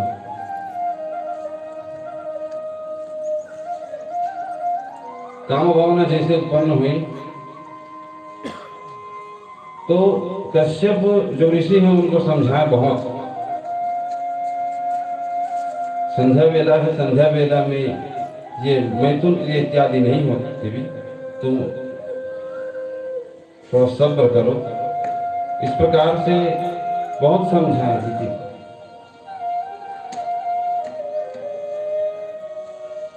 तो सुखदेव जी महाराज राजा परीक्षित को यह कह रहे हैं कि संध्या वेला में ना 4 चीज नहीं करनी चाहिए।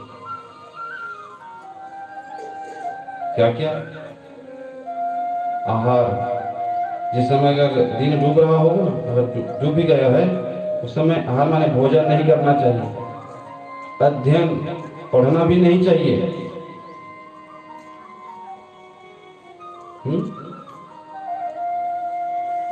और सोना भी नहीं चाहिए,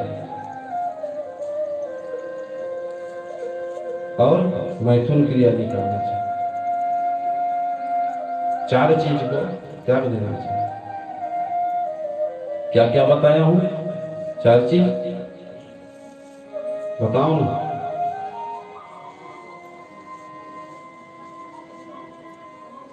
कैसे सब शांत हो?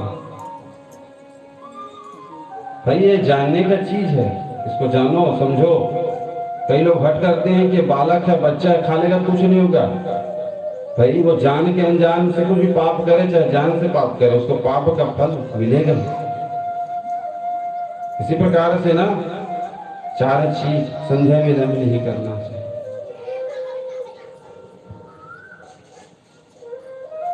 भोजन क्यों नहीं करना चाहिए, इसको भी सुनो। आप संध्या के समय भोजन करोगे, उस समय क्या होता है, भगवान सूर्य अपने तेज रथ के समान वो जा करके समाहित होते हैं, और जैसे वो जाते हैं उसके बाद चंद्र का उदय होता है। चंद्र अपने भ्रमण करने के लिए चले जाते हैं। उस समय संध्या काल में भोजन करने से हमको अनेक प्रकार के रोग होंगे, रोग हमको घेर लेगा, और रोग घेरेगा तो हम क्या करेंगे, डॉक्टर के पास जाएंगे, और डॉक्टर के पास चले जाएंगे, उसमें भी ठीक नहीं होगा तो किसी पंडित जी के पास जाएंगे, उसका राशि विचार कराएंगे। भाई कुछ करने की आवश्यकता नहीं है ना। आप भागवत कथा सुन रहे हो कि भागवत सप्ताह ज्ञान यज्ञ इसलिए कहा गया है क्योंकि इससे ज्ञान मिलता है हमको। अब हम सुन करके भी कहीं यह गलत कार्य करें तो बेकार। सोना भी नहीं चाहिए। संध्या काल में सोने से आयु क्षीण होता है। क्या होता है, आयु क्षीण हो जाता है, घटते रहता है। भगवान सूर्य नारायण कहते हैं कि मैं करोड़ों सूर्यों के तेज के समान, और ये भगवत रूपी कथा मैं बनाया हूं, और बनाया हूं तो मैं अभी जस्ट जैसे मेरा प्रातः हुआ, अब मैं संध्या वेला में हो रहा हूं, उतने समय सब मेरे को पैर दिखा के सो रहे हैं। सोना भी नहीं चाहिए संध्या के समय। और क्या, अध्ययन। अध्ययन का मतलब पढ़ना लिखना, चाहे जो स्टूडेंट हो चाहे कोई अध्यापक हो, पढ़ाना भी नहीं चाहिए ना पढ़ना भी चाहिए संध्या वेला। बात याद रखना। क्यों? क्योंकि वो अविद्या को प्राप्त होती है, उसको मिलता कुछ नहीं है। वो जितना पढ़ ले उसके दिमाग में कुछ नहीं भरेगा। चौथा बताए हैं कि मैथुन क्रिया।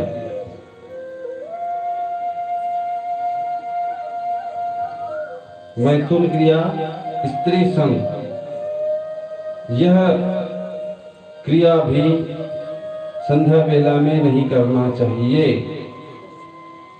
उसके करने से जो पुत्र उत्पन्न होता है वह राक्षस भाव हो जाता है। तो इस बात को ना दीदी नहीं मानी राजन, और वो हट करने लगे। और संध्या वेला था, मैथुन हो गया उनका। उसके बाद दीदी को समझ आई कि मैं बहुत बड़ी अपराध है नाथ, उनके चरण में गिर गए। पति कहने लगे कि प्रभु मैं क्या कर डाली काम मोह के भाव से।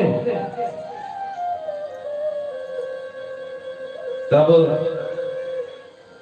कश्यप ऋषि कहते हैं कि तुम जैसे अग्नि है, अग्नि को तुम जानते हो कि उसमें आग है, उसको जान के छुओगे तो भी जलोगे, अनजान से छुओगे तो भी जलोगे। इसी प्रकार से तुम जान करके पाप करो कि अनजान से पाप करो। मैंने तुमको बहुत समझाया लेकिन तुम मानी नहीं, और लेकिन तुम्हारे जो गर्भ से बालक होगा, जो पुत्र होगा, वो राक्षसी स्वभाव का रहेगा। कहने लगे कि हे नाथ, आप इतने महात्मा और मेरा पुत्र राक्षस। तो कश्यप ऋषि कहने लगते हैं ना कि सुनिए, आपका जो आगे का वंशज होगा ना वो भगवान का भक्त होगा, भगवान का भक्त होगा। तो भगवान उस समय भी दर्शन देंगे और ये जो दोनों बालक हैं इनको मारने के लिए, इनको मोक्ष देने के लिए भगवान ही अवतार लेंगे। बस इतने सुने और सुन करके वह संतुष्ट भाव हो गई। और जैसे ही संतुष्ट हुई, समय आया और समय जैसे ही आगे बढ़ता गया, अब ये गर्भ में है और इधर यज्ञ रुकना प्रारंभ हो गया, क्योंकि राक्षस है ना, दोनों बहुत उत्पाती राक्षस। यज्ञ बंद हो गया, ऋषि महात्माओं को चारों तरफ से व्याकुल होना प्रारंभ हो गया,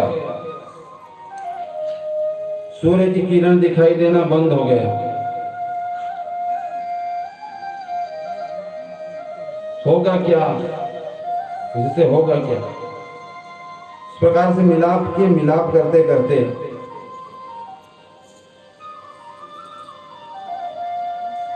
ये गर्भावस्था को, जैसे गर्भ में थे दोनों, गर्भ में भी उत्पाद करते थे। और ये दोनों हुए हैं ना, वो दोनों जुड़वा हैं, अलग अलग समय में जन्म हुए। इनका कुंडली जब बताएं सुखदेव जी महाराज राजा परीक्षित को कि कहने लगे कि एक तो दुराचारी, अहंकारी और मेरे बराबर का कोई नहीं है उन्होंने का लड़ने के लिए, और दूसरे को बताए कि वो भगवान से द्रोह करेगा, विरोध। सर्वश्रेष्ठ नारायण मही, इस प्रकार से वो विरोध करेगा। और दोनों जैसे विरोध करेंगे ना, उनके विरोध को तोड़ने के लिए भगवान स्वयं आएंगे। तो जैसे ही ये गर्भ में भी थे, उसके बाद भी बात करते थे कब हम बाहर आए। जैसे ही यह जन्म हुए इन दोनों का, दोनों बाहर आए, तो बाहर जैसे ही आए तो जितने भी देवता थे, ऋषि थे, महात्मा थे, मुनि थे, ये सब भग गए।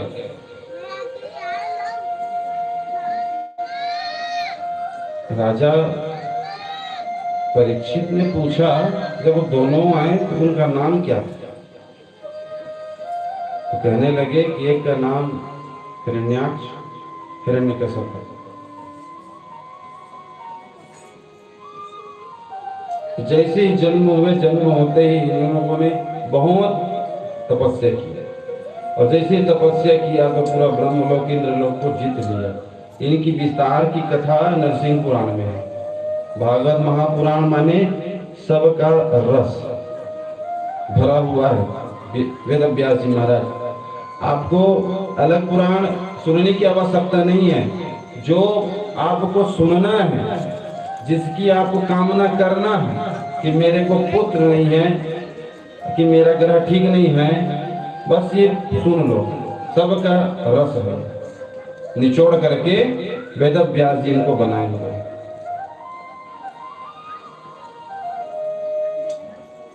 अब ये जो हिरण्याक्ष और हिरण्यकश्यप, हिरण्याक्ष जो है ना, वो क्या करता था, भगवान ब्रह्मा जी के पास दोनों तपस्या किया। एक कथा तो परसों है, आज हिरण्याक्ष की कथा है। ये बहुत तपस्या किया, और जैसे ही तपस्या किया तो इनको बाहुबल मिल गया। ब्रह्मा जी ने कहा कि क्या चाहिए तुम्हें? तो कहने लगे मेरे साथ कोई युद्ध ना कर सके, मेरे भुजाओं को इतना ताकत दे दो कि मेरे साथ कहीं नारद जी भी लड़ने आए तो ना लड़ सके, पूरा सृष्टि मेरा हो जाए। उत्पात किया। ऐसे उत्पात करते करते जो पृथ्वी बना था ना, पृथ्वी, उस पृथ्वी को पताल में ले गया ये हिरण्याक्ष। तो जैसे ही उसको ले गया और ले जाने के बाद बस घूम रहा है, हंस रहा है, कोई तो मेरे साथ आ जाए लड़ने के लिए, लड़ाई करने के लिए। उनकी दोनों भुजाओं में ना 32 भुजाओं का ताकत है और उसकी भुजाएं खुजली हो रही है। कोई आ तो जाए, मैं लड़ लूंगा, खुजली हो रहा है। तब नारद जी पहुंचे। अब बेचारा नारद जी सपेटा में पड़ गए उसका। कहने लगे, अरे नारद कहाँ जा रहा है? अब वो जानता है इनके शरण में रहूंगा तो बचूंगा, नहीं तो मर जाऊंगा, क्योंकि लीला करना है ना नारद जी को, नम्र भाव होना है उनको। तो नारद जी से भी हमको उपदेश मिलता है, अगर कोई व्यक्ति के पास अहंकार है, मद लोभ है ना, तो उसके बराबर की आचरण ना करो, आप नम्र हो जाओ। आप जब नम्र हो जाओगे ना तो आपको कुछ नहीं बिगड़ेगा, और दोनों एक साथ हो जाओगे ना तो दोनों लड़ मर के कट जाओगे। ये संत का स्वभाव। अब नारद जी को कहने लगा कि नारद मेरे साथ लड़ाई कर। कहने लगे कि भगवान आप तो एक गदाधारी हैं और मेरे पास भगवान का पीड़ा है और मैं पीड़ा के सिवा कुछ नहीं ले सकता, भगवान का नाम संकीर्तन कर सकता हूँ, लड़ मेरे साथ लड़। तो कहने लगे कि आपके साथ कौन लड़ सकता है? कोई नहीं लड़ सकता। अब इधर देखे कि जितने भी ऋषि महात्मा हैं सब कांप रहे हैं कि इसका उद्धार कब होगा, भगवान कब आएंगे। अब सोचते विचारते इन लोगों ने भगवान के पास पहुंचे। कहाँ पहुंचे? भगवान नारायण के पास। जैसे भगवान नारायण के पास पहुंचे, भगवान की स्तुति करने लगे और स्तुति करने के बाद भगवान नाम संकीर्तन करना प्रारंभ किए। तो आप लोग भी क्षण मात्र भगवान नाम संकीर्तन करिए, उसके बाद फिर आगे कथा आप लोगों को कहेंगे। बोले वृंदावन बिहारी लाल की जय।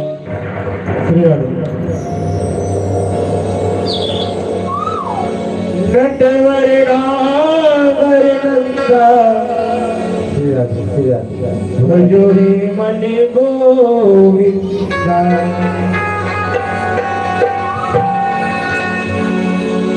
नटवर नागर नंदा, भजोरे मन गोविंदा, नटवर नागर नंदा, भजोरे मन गोविंदा, नटवर नागर नंदा, भजोरे मन गोविंदा, नटवर नागर नंदा, भजोरे मन गोविंदा, गोविंदा गोपाला, गोविंदा गोपाला, गोविंदा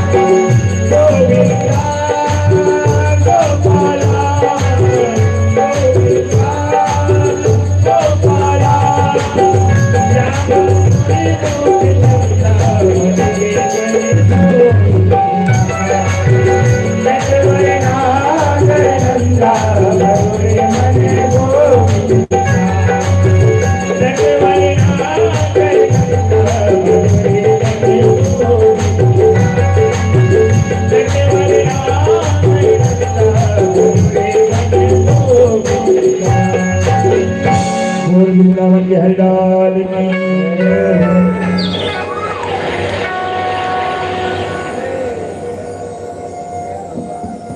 बोलिए वृंदावन बिहारी लाल की। चलता हूँ चप्पल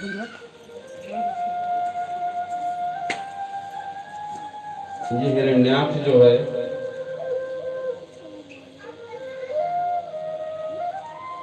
हिरण्याक्ष किसको कहते हैं, इसके बारे में पहले जानिए। और हिरण्याक्ष उसको कहते हैं जिसका लोभ अधिक है, लोभी है, लोभी होने के बाद भी लालची है, लोभी माने लालची, संतुष्ट नहीं हो रहा है, वही हिरण्याक्ष।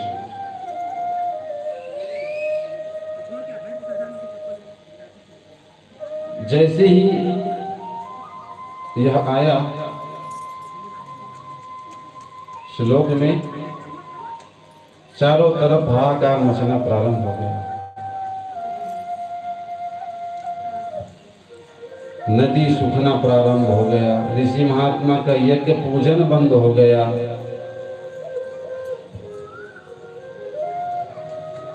सत्संग बंद हो गया, कथा श्रवण करना भी बंद हो गया। तब विचार करने लगे,